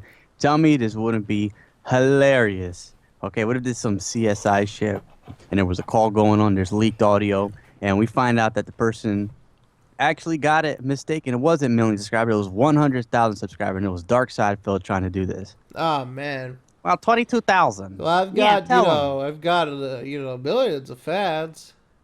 Honey, 22, not 16. And tell him about my soap, old man. Do it. You know, I know it's rare because I don't think anyone would want to offer DSP a free game, but if this ended up being him on the rare chance, that would make my week. That'd be better than TV. I'm gonna go on a whim though and say, and I respect a lot of people that do just like for indie companies to go to YouTubers for just free promotion, without the YouTuber being like, "Well, you should pay me so I can promote your game." I mean, that's really fucked up. That's really shitty. It does like in the Reddit thread, it said that the one guy said free promotion on YouTube doesn't really help with the sales. Just thought I'd point that out there. The guy even said that himself, which is true. For the most part, people are just watching because the game looked interesting. But I don't think anyone would go out of their way to just buy the game until they see more info on it. Nobody's just going to buy the game without really looking more into it. Right. And the reason why people do these videos is to kind of be in depth, give their honest opinion of the game, and in hopes that maybe more people will buy it. But I think I know who it was. Sometimes people want. It's so hard to explain. It's I'm a little lost for words for this. I'm really dumbfounded. But like when it comes to free promotion for an indie game, when you do a video on it, people like you want to kind of go in depth of what the game is like in that for more people to maybe catch interest into the game. But for the most part, sales aren't affected by that promotion itself, as the guy stated in that Reddit thread. I think I know who it is. Call me crazy, but this sounds like the footprint. This sounds like the behavior of Vince McMahon. Yeah. Well, they're playing what are these goddamn computer games? Well, Patterson, how much do we charge for that? Give me 20,000. I'll play that shit.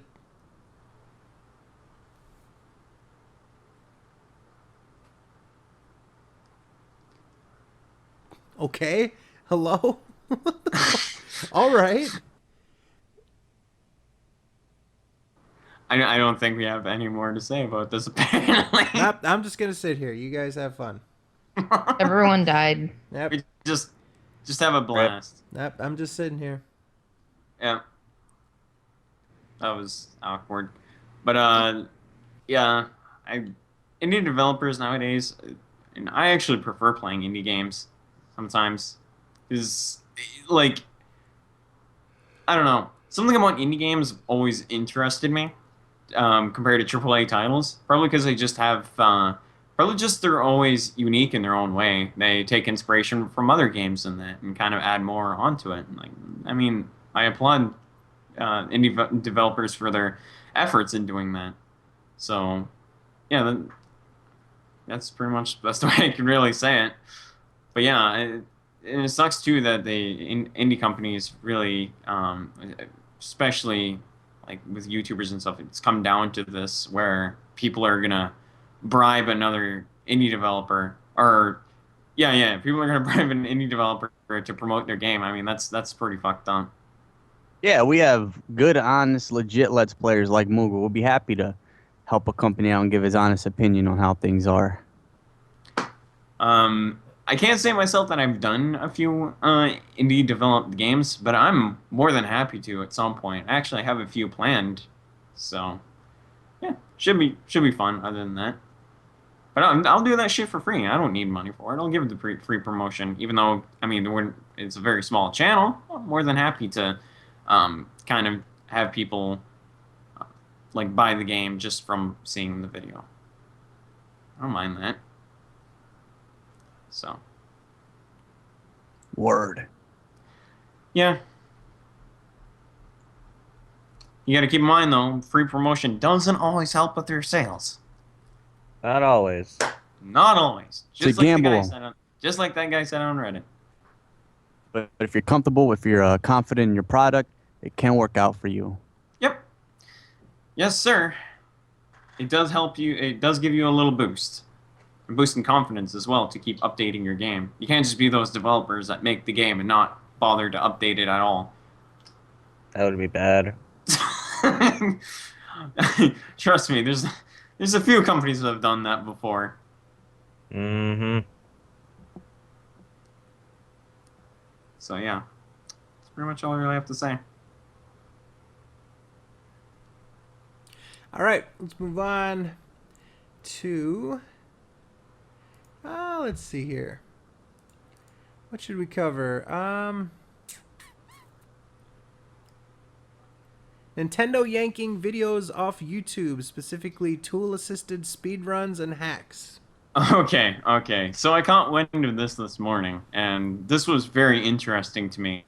And I'm thinking it's obviously because of Mario Maker coming out, and it's kind of weird because ROM hacks in the LP community have been a very, very popular thing back in like 2008. A lot of YouTubers actually got popular because of ROM hacks and TAS runs, like Japanese stuff.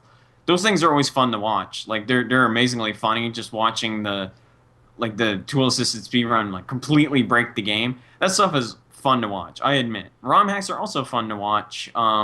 But like nowadays when it comes to ROM hacks, people just kind of are sick of it because some ROM hacks are just lazy. Some ROM hacks are very well done, like for the most part.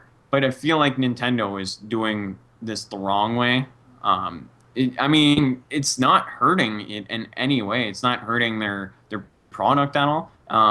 If anything, it's kind of helping them, but they're just doing the polar opposite. They think that it's hurting their sales or whatever because of Mario Maker or some stupid shit like that. Nobody knows why exactly they're doing it, but I'm thinking it's because of Mario Maker. So, and a lot of people are pissed off about it. I'm not really pissed off about it because Nintendo has been doing some shady shit with YouTube videos long before they pulled this shit. Now, I have a question about Nintendo. Are they? I know they've been known for doing shit like this. Do they do this with newer games, or do they do this with older games, like maybe SNES games or like Chrono Trigger or anything like that? I think they've been doing. I think they've done it with older games as well as newer ones, like mixed. But it's just third-party claims, which is actually another thing I wanted to bring up too, is that a lot of people nowadays have switched to Twitch. Like a lot of LPers nowadays have switched to Twitch for their own gain, for their jobs and stuff, which is perfectly fine. It's cool that people are doing that because they know that YouTube is fucking them over because people are taking advantage of it. A lot of game companies are taking advantage of it, like putting third-party copyright strikes. Well, not really copyright strike, but third-party claims on their videos, and they're monetizing it while the person that made the video can't monetize that. And that's why a lot of people switch to Twitch because, I mean, it's kind of like the way Twitch is. I mean, you can't just copyright footage through live stream just randomly unless the company shut the channel down, which would be kind of stupid because that's the whole point of Twitch, is to play video games. But yeah, I think a lot of companies, though, are taking advantage of the copyright system, and it's really fucked up, and it's making me have less hope for the LP community nowadays. All right, so as your opinion, since you play a lot of Nintendo games, Moogle, let's say Demon's Crest. You know that game? Oh, I don't actually play that many. SNES games. Do you think they'll get copyrighted, or is Nintendo just focusing on ROM hacks and newer games? Yeah, I speed think, hacks. yeah, I mostly ROM hacks now because, like, I mean, it's Super Mario World with added stuff to it. It's just because of Mario Maker. I don't think they even care about their content being like. Well, I think it's with newer Nintendo games, but I don't even think they really care too much about their older stuff. Now they're Jesus. just like taking a step further by removing these ROM hacks and TAS videos. I mean, it's fucking stupid, but you got to think about it. There's a lot of companies that are taking advantage of the third-party copyright, and it's not that it's hurting your channel in any way. If it was a big copyright, yeah, that would fuck up your channel pretty badly. But third-party copyrights make it so that you can't really monetize your videos. There isn't really much. You shouldn't really have a reason to bitch about that. I mean, it's your own. Like with how these systems are, it's your own fault for making your entire channel based off Nintendo content in the first place. At least mix it up a bit. I'm not one to throw people under the bus because of that, but like if you're gonna bitch about that, kind of you have nothing but to blame but yourself. So That's another lesson in why doing YouTube by itself is very unpredictable, like an unstable roller coaster if you're trying to make a living off of it. I mean, you literally operate within a legal gray area. Like that's your like what other job would you do? Oh, I'm a drug dealer. I operate within a legal gray area. If I get caught, it's illegal. If I don't get caught, it's not illegal. Like it's very risky, and it just takes one court ruling for them to set the precedent to say, no, you can't fucking do it. And then you're done. It's like living on the edge, man. Phil's living on a prayer. Like, honestly, I like Nintendo games. I really do. Though this is kind of stupid, but is it really going to throw me off from playing their games? Not really. We just know that they're doing shitty things, and they probably should stop because it is kind of pissing off a lot of people. But we'll see over time what they're going to do. This is just another entry in the saga of shady YouTube and online stuff from Nintendo. They've been doing stuff like this for a long time. That's why my brothers and sisters swim to the sanctuary of the free sea.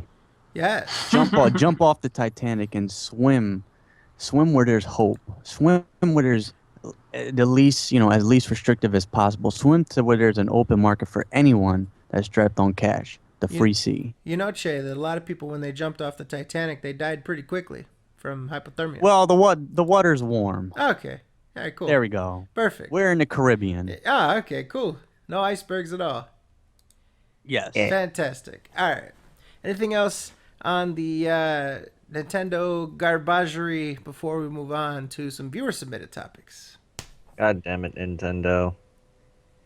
That's all I've got to say about it. All right. So the first one, submitted by BlueSpade70226. This is a very great cause, one that a lot of us are actually participating in. He submits WWE Connor's Cure Go Gold social media campaign, where the WWE World Wrestling Entertainment will donate $1 to the Children's Hospital of Pittsburgh Foundation to benefit Connor's Cure, who is a young man who, came to WrestleMania 30.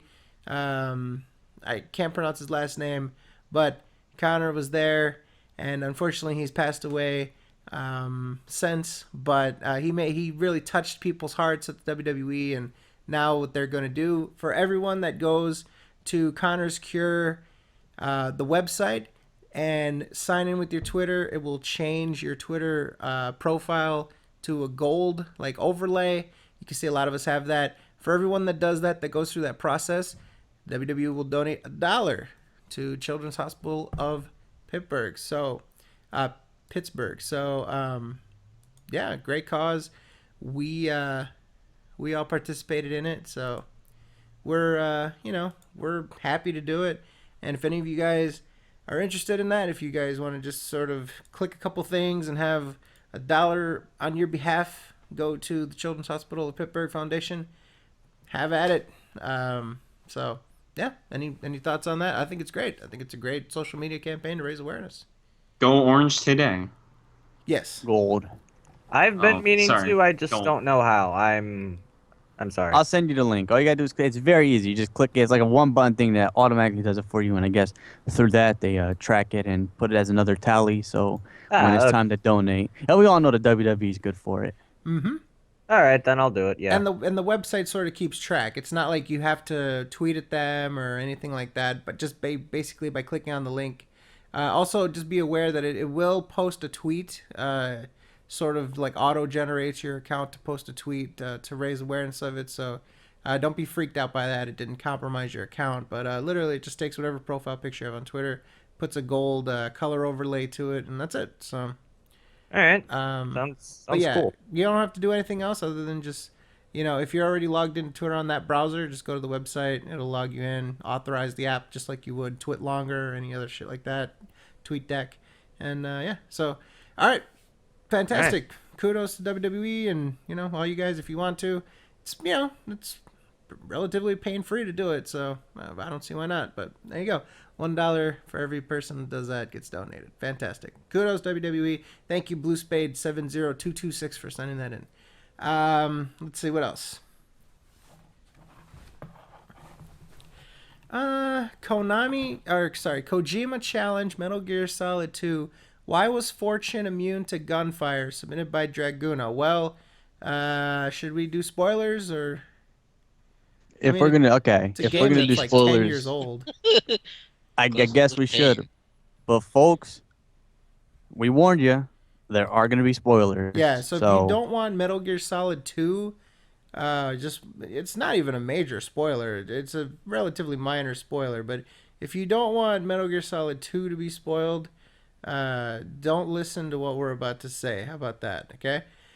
So Draguno, basically, Fortune has this machine that was given to her by the Patriots, specifically by Ocelot, that creates a electrical field around here that repels bullets. She doesn't know that she has this, and she actually thinks that due to all the negative things that happened in her life, she ironically calls herself Fortune, and now she's able to cheat death because of all the negative things that have happened to her before. Now she has the ability to luck out when people shoot at her and stuff like that. That's why you see the bullets deflect in the way they do. She literally just has like this force field created by what was it specifically, like electricity or something like that? Like, I believe it was electricity. yeah, it's just basically like this force field that gets generated by this little device, and then Ocelot turns it off, and then So, anyways, there you go. Pops her with the strap. Popped her with the strap, Mr. Lester. Fantastic. I'm not sure how her railgun went through the force field though. But I don't know. But anyways, there you go. That is the end of the spoilers for you. So spoilers over. Hopefully we didn't ruin a 10-year-old game for you, but Such is life. There you go, Mr. Draguno. Next. Damn it, I was hosting the call and I couldn't mute it. I was gonna play MGS2. Damn. Oh, well, I'm just kidding. Do you guys think Metal Gear Solid 5 is worth a 10 out of 10 after playing it for a week? Personally, I do not think it's worth 10 out of 10, but still. Submitted by Ma77, I guess it's Matt and Leet, a.k.a. the Tin Tan Man. Yes. I think I think you can go 9.5 or 9.8 or something like that. 10 out of 10 is hard, but I can't think of any major gripes that would detract from it. Like, man, I don't know. That's tough. I personally would, but just because I give a game a 10 out of 10 doesn't mean it's a perfect game. Well, that's the scale, isn't it? It's all opinion based. How much did you like the game? I liked it 10 out of 10. It's not a perfect game. Perfect game is impossible. Then 10 out of 10 should be impossible. Objectively. I'm not saying objectively. I'm saying opinion. I'm in my opinion. How much I like the game, 10 out of 10. What are you playing? Metal Gear Solid 5. Word. All right. I don't know. I think at the very least it should get 9.5. But I don't know. I mean, for me, I think that 10 out of 10 means perfect. I mean, it's 100%. It's, the absolute highest mark that you can get. I think that 10 out of 10 for me says perfection. But it's funny because I don't really see anything that's all too wrong to take away. You could kind of, in my mind, I think of like a game, right? And I think like it starts as a 10, and then as you find different things that are wrong with it, then you detract from that. Like, oh man, the frame rate sucks, the plot is boring, the weapons suck, like everything knocks it down, and then you end up with like, a 7 or some shit. I don't see anything that majorly detracts from Metal Gear Solid 5. Everything is satisfying. There's like, I kind of said there's like a little bit of like a Far Cry 3 kind of element where you look down the scope, you label people, and then you try to pick them off and shit. Like, there's collectibles. There's elements where you can grind by Fultoning out people.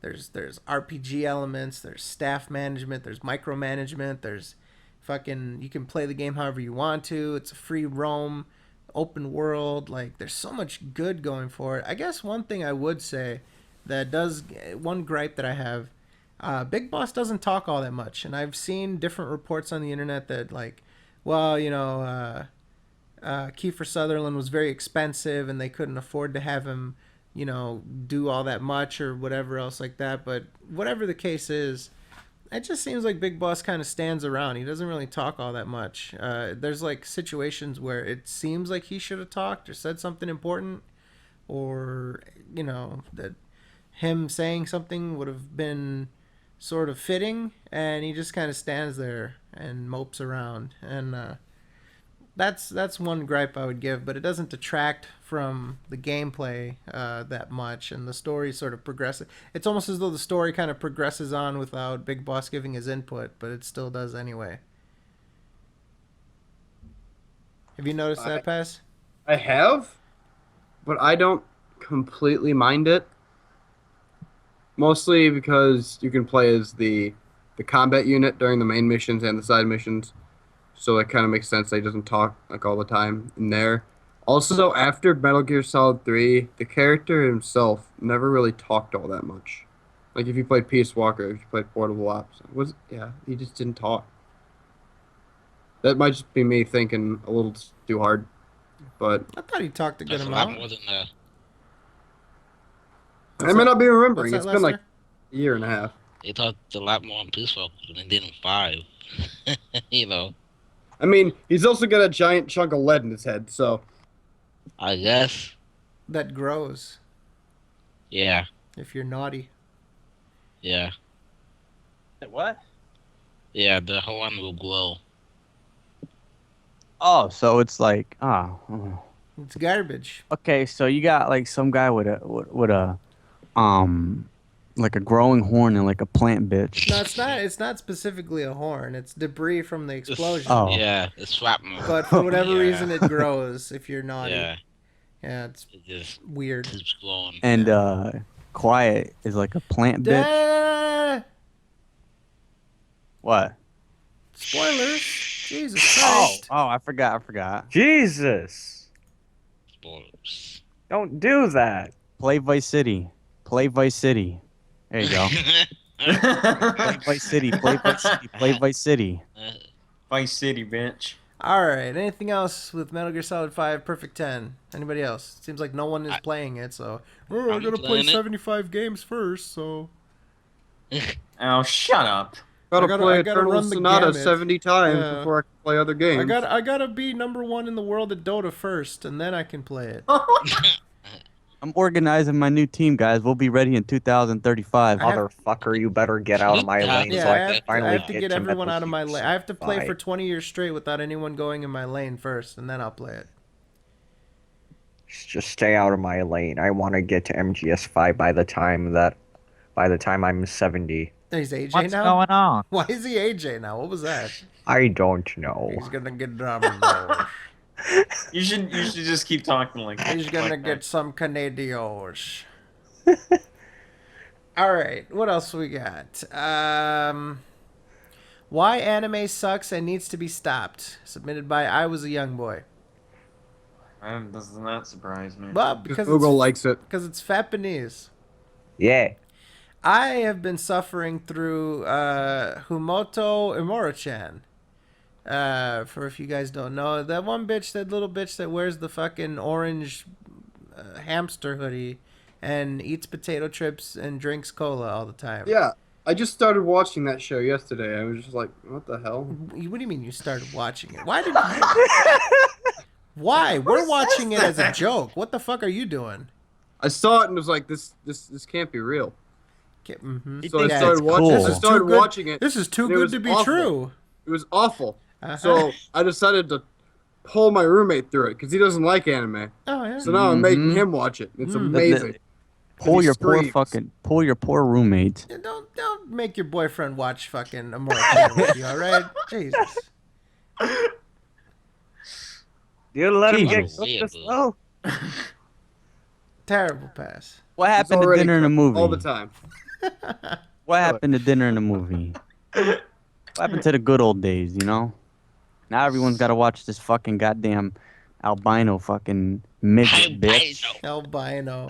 Yeah, no. There was one that damn fucking Lewis I Was a Young Boy I was linking where the girl had red eyes. That's why anime needs to be stopped because it promotes aliens interacting with humans because I believe red-eyed people are reptilians from another planet. And until I'm proven wrong, that's what I believe because red-eyed people aren't normal. Have you ever seen one? Yeah, it's called an albino. Nah. Yeah, me and my buddies, when we're passing that Cheech and Chong, we all got red eyes after that shit, man. Well, naturally red-eyed, being born with it, not smoking your eyes red, but your pupils red. Yeah, There's a conspiracy. I don't know, man. What about? Hey, I bet you there's a picture of you that you got red eyes from a picture, from a flash on a camera. Different. That is photo manipulation. I'm talking about in general. No, man. Photos are the realest form of visual acuity. So, man, if you ever see that shit, Visual cuties. you're gonna have to off yourself if you ever get red eyes from a camera flash. What are you, Bill Nye now? Yeah. The visual acuities. Visual acuity. Yeah, acuity. Yeah. You also believe that they suck your soul out like a Native American? It's a word that stems from accuracy. It's a word that stands from accuracy.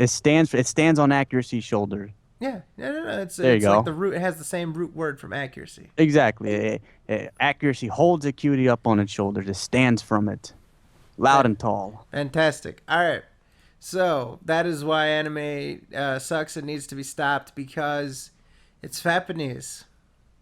That's about it, right? I mean, but anyways, me and a few people suffered through Imura-chan. It's garbage. It's terrible. Go watch it. There's my endorsement. Go watch that it. would be that was my $22,000 endorsement. It's awful. It's terrible. Go watch it. There you go. See, when I was watching it, I was like, you know what?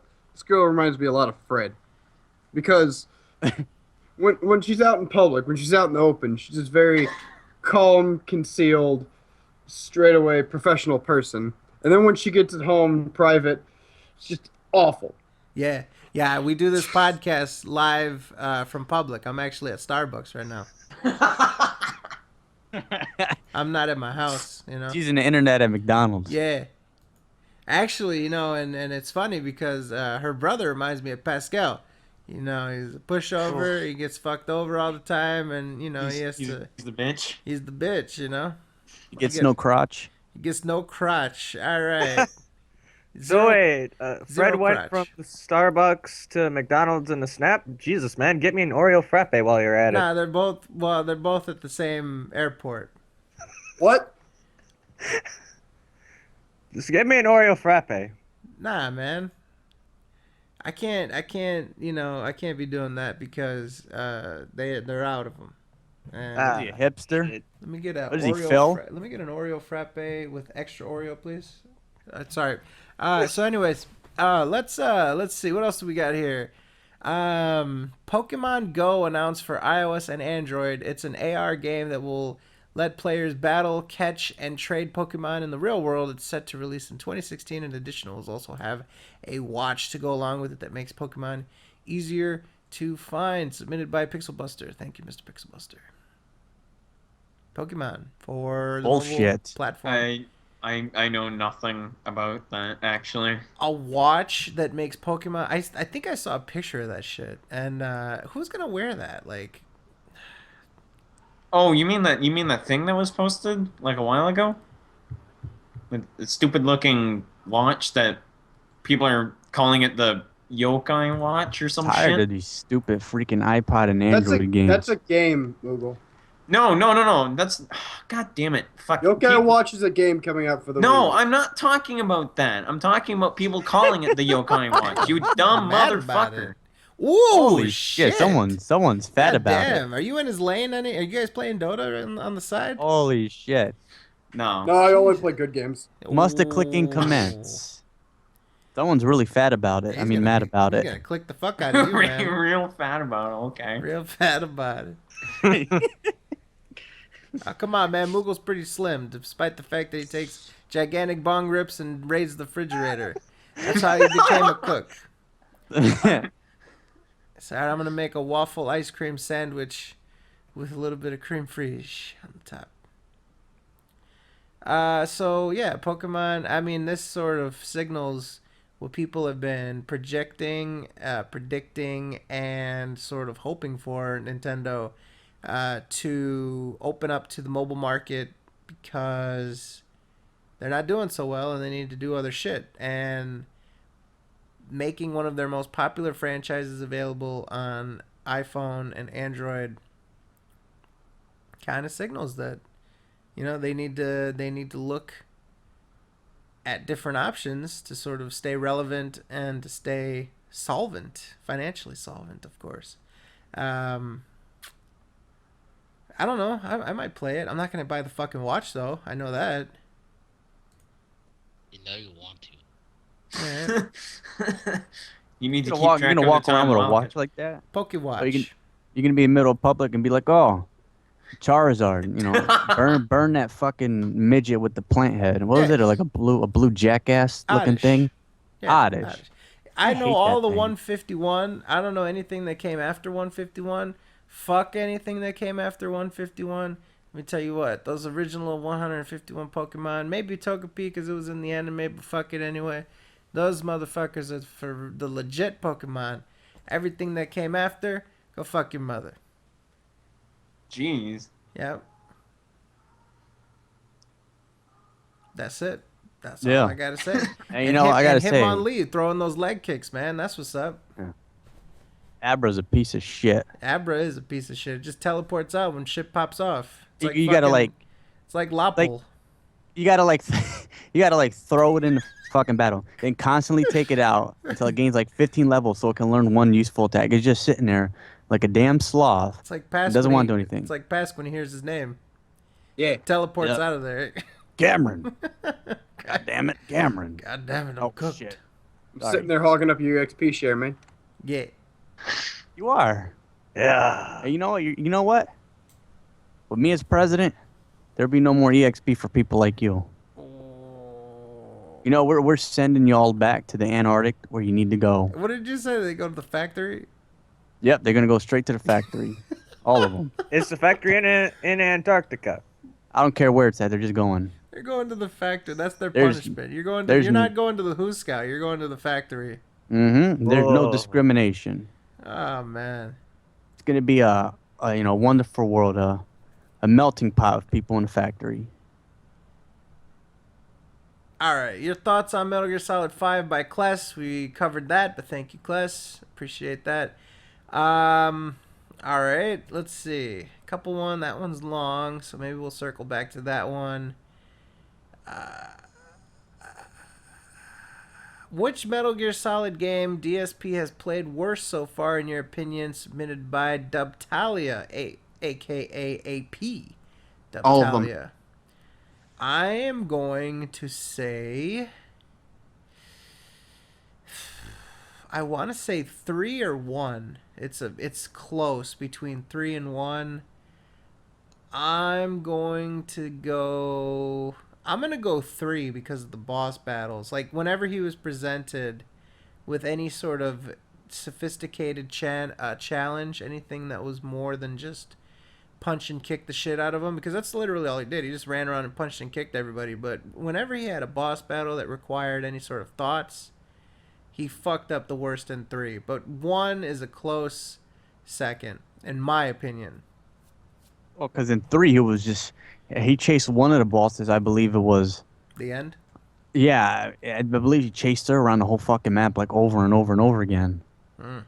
It was just that damn song was stuck in my head because it's playing the whole fucking time, and that song is for you to. Yeah, that song is telling you to get your ass up and finish the damn job, but he just kept on. He must have took it as a sign to slow down. Terrible. Yeah. And I love how he does this stuff in 3. Like, he obviously, it would be the smart thing to snipe at the guy, but he tries picking him off with a shotgun. Mm-hmm. Yeah, he loved that fucking shotgun. Unfortunately, he doesn't have one yet in 5, from what I've seen. So. On to fight the end was that shotgun. Yeah. Yo, he's like one of them, stereotypical Deep South people. Gonna grab my shovel, or with my jug, and hit it with the good old shotgun. Telling you. Some Alabama type shit or whatever. Anybody else? Your vote. Worst Metal Gear game played by Mr. Phil. I'd have to say 2 or 3. I'd have to say MGS3. That shit was god awful. Mr. Lester. Let's say 2. Mr. Moggs. I'm going to 3. Ooh. So it looks like. What about you, Pask? All of them. Perfect. Thank you. That is the tiebreaker. The winner is whichever one I said. 3. All right, let's move on. Thank you for that, Mr. Dubtalia. We also have. This is an interesting one. I kind of like this one. Submitted by Anonymous. The concept of the hardcore gaming season. Man, that is a good question. That's actually a really good question. So here's my opinion. The concept of the hardcore gaming season started where he noticed that a lot of games come out in the fall, and he decided to come up with the gimmicky way to dress it up. Like, hey, I play a lot of games during this stretch of months. You really need to hammer it home that this is the hardcore gaming season. And now he's sort of using it as like this challenge that he needs to take on each year. Like, oh, well, I can't do Project 7 because it's going to be the hardcore gaming season, and I really need to buckle down and get through it. And yeah, it's just this artificial concept. Anybody else want to take it? Let us know what you think about the hardcore gaming season. Most of the games are like mainstream, and a lot of them are for like he plays anything, So hardcore gaming season is definition. It's kind of like the mainstream gaming season should be more accurately titled. It's when most of the big releases come out. What's the rest? Like the casual gaming seasons? Yeah. The regular gaming season? Like, It implies that he's gonna play the games hardcore, like he's gonna like, I don't know. It has a different connotation than being busy.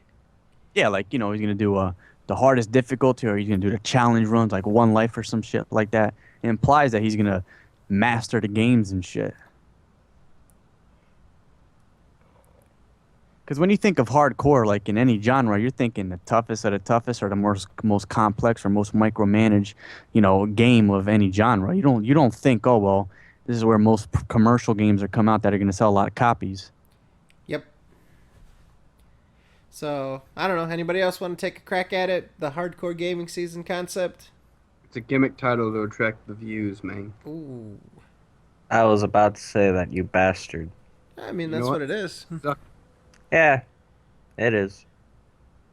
Yeah. It's just mainly when the bigger games come out during that season. So I think Phil feels like he doesn't really have a choice on what he can play because he needs to get views. So he plays all the AAA titles during that season. So he can't play of any indie games or lesser known titles. So I mean, I don't know. That's how I feel about it. He's gonna do it regardless, though. I think it's just something to name it, like, oh, it's gonna be a hardcore gaming season. Yeah, it's just a gimmick. Yeah. Anybody else? Fantastic. All right. I don't know anything about this, but I'll throw it out to you guys. What are your thoughts on Kingdom Hearts 2.9 being leaked? Submitted by Average Broseph.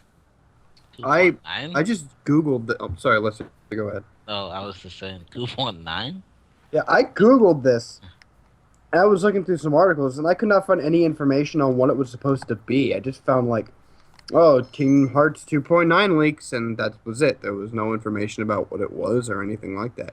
I mean, if somebody else can find something, please link it in the chat. I would fucking love to actually read about this. Is it sarcastically referencing Kingdom Hearts 3? No, because there's like Kingdom Hearts 2.9 and then like Kingdom Hearts 3 details leaked. Go.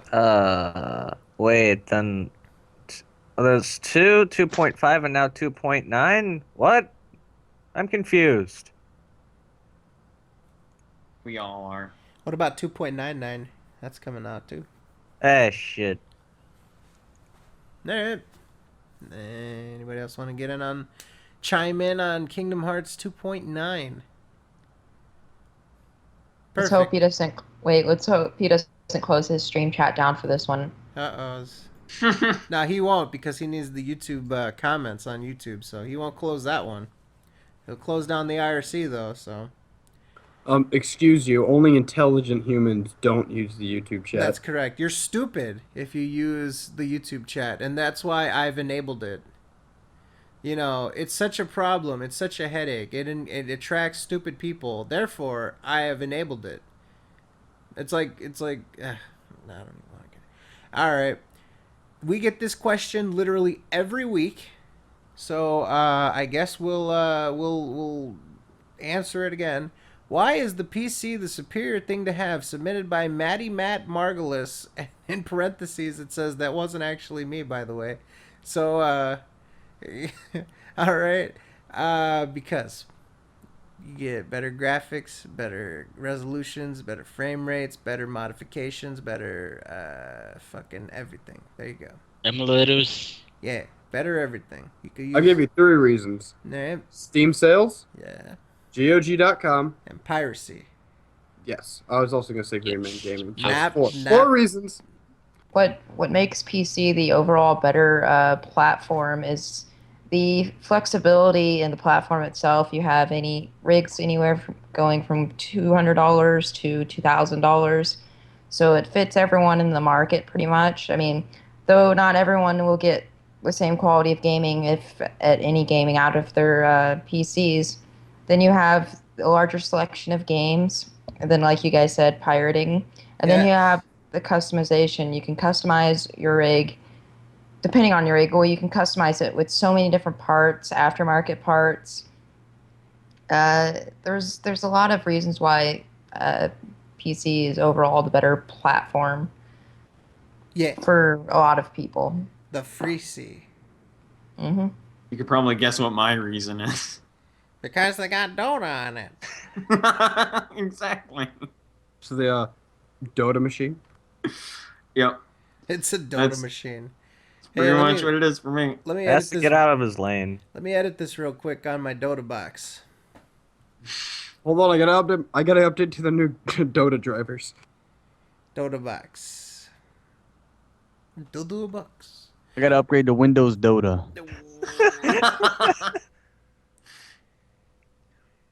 All right. Let's see. Why is Moogle such a scrub? Hugs from your friendly neighborhood Lance with the pants. Okay, that's Ooh. a interesting question. Yeah, he's in your lane right now. Handle him. Yep. Lance in the lane. Dota jokes. Ooh. All right. Nah. So, Moogle, do you have an official response for this? Coming from the bigger scrub, Ooh. I don't think you have It's any not- room to be calling anyone a scrub here, there, bro. Ooh, shit. And he said, bro. Damn. The lightest response ever. Yeah. Well, let's kick it up a notch. We got one for Che here. How to get crows and parrots to drive each other to extinction. Submitted by Anonymous. To drive each other to extinction. Crows and parrots. Yeah. I say we let them. We kidnap, the crows and the parrots, and we just I don't think you let can them kidnap animals. I think that's just capture. capture. There you go. Whatever. Enslave. Whatever you want to call it. Let's animal nap. The There you go. Yeah. Animal napper. There you go. And if we don't stomp on their fucking heads, we get them to fight each other for profit. We can have fun with this, guys. like Don't be Mike Vick. jackasses. Yeah, it's Che Vick. And no, it's a totally different situation. You're gonna capture the animals and make them fight each other for your profit. Hypothetical situation. Don't try put me on the lam with the law or anything like that. On the Hypothetical. Lamb. On the lamb means you're running from them. Yeah, you're trying to put me on there, brother. I'm trying to make you run from the law. Mm-hmm. All right. So there you go. That's how you do it. You make them fight each other for profit fights. Yes. What else? All right. I guess we'll end off with this. We are. Oh wow, we're almost at the 3-hour mark. So perfect. We'll end off with this, and we'll get the fuck out of here for this week. You are hired as a business strategist to save Phil's channel. What would you do / tell Phil to do in order to increase his viewership?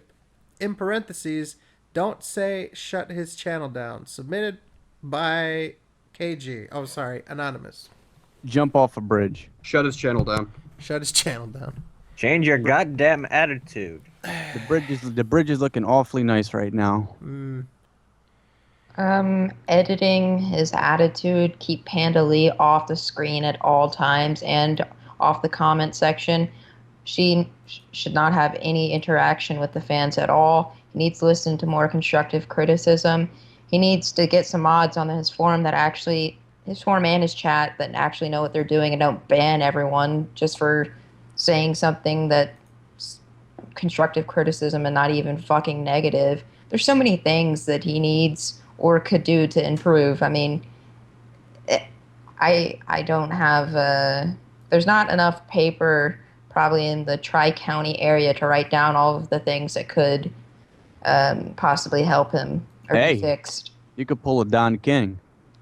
Take a lot of profit and dip. Hmm? I mean, come on. It's a sinking ship. Hmm. Only in America, just like Don King says. Yep. Living in America. God, yeah, I remember that song, Rocky. Yep. So for me, other than shutting his channel down, I personally think that he should release less videos, a lot less. I think that he should supplement his YouTube income with the part-time job. That way when he comes home from work, he actually looks forward to playing the game instead of waking up in the morning and not exactly looking forward to the game. At this point, he only really looks forward to games that will make him money. He doesn't really, oh man, I love X series, and I can't wait to play this game. It's just like, oh man, this game is gonna get me a shit ton of views, and therefore I like this game. And that's not really, I don't know, it's not the way to approach it and come through genuinely. So maybe if he were to go and get an actual job and then come back after a day of work, whatever, and then play the video games as a way to relax and unwind, then he might actually get way more enjoyment out of it, and his commentary might be genuinely more upbeat, and I think that would help. I think that not sharing a residence with Pandalee might do him some good, because I feel like he has a lot of responsibility, always seeing his dependent around and worrying about her well-being, and is she gonna fall down the stairs again? Is she gonna come in and threaten me about the soap? There's a lot of things that comes along with babysitting Pandalee all the time, literally and figuratively. So I would say that would help his career. And last but not least, shut down his channel. Huh. So there you go. Supplement, part-time job, and no Pandalee. So there you go. Anybody else before we get out of here for tonight? Nah. Fantastic. Nope. Mr. Moogle, where can we find you, and what have you been up to? Well, you can find me on under Moogle Master 102 on YouTube, where I will go ahead and I recently just streamed Mega Man Legacy Collection, and I'm gonna actually archive my stream from last afternoon, of Mega Man 1 and 2. That should be up at some point. I'm not too sure when. You can find me under Moogle Senpai on Twitter. And you can find me on Twitch under Moogle Master 102, where I just stream random nonsense. Fantastic. Mr. Puta Pascal. Well, you can, I started college, so I'm literally doing nothing. You can find me on YouTube at Pask4L, and you can find me on Twitter at TTSB1. Fantastic. What about the Fazzy Fredfuck? Well, first of all, fuck you, Pask, for stealing my Twitter handle. Ooh. And second, you can find me on Twitter at TTSBB1. You can also find me on YouTube at FreddyFazFuck. And you can find me on Twitch, also at TTSBB1, where I plan to stream The Binding of Isaac Afterbirth the minute it comes out. Nice. What about Mr. Lester? You can find me on Twitter at LesterOS. Find me on YouTube at Two Ways and Was. Find me on Twitter at Twist2Slash. And the delightful Miss Alice. You can find me at Twitter at 7incontext, where you can find my YouTube account there. And what I've been up to lately is staying out of Moogle's lane, slandering Pascal, and getting free soft drinks from Jay. Wow, free soft drinks. Indeed. Nice. Red Mountain Dew. Ah, fantastic. And how about the aforementioned Dr. Pepper, Mr. Che? The fuck is Afro mentioned? You call me Afrocentric? No, aforementioned as though she mentioned you previously, and therefore you have now become aforementioned. Oh, okay. I heard that wrong. Well, you can find... I don't know what the fuck's wrong. You can find me losing my mind on Twitter at Retrospective PC, and you can find all my crazy shit going on there. Make sure to follow me. All right.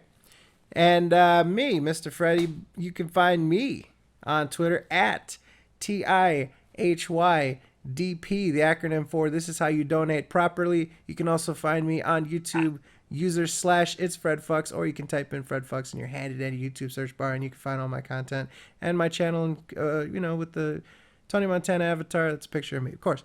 You can also find me right here every Thursday, 7 p.m. Eastern Standard Time, hitbox.tv/Sons of Kojima. Or you can find our YouTube channel. Man, we never plugged that fucking thing.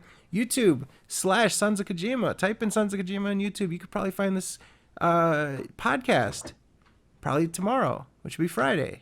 Which, if you're listening to that right now, it's today or some point in the future. Hi, how's it going? You can also go fuck yourselves. because it's that time. We love you. Go fuck yourselves. Good night. Bye. Yeah. Adios, amigos. What?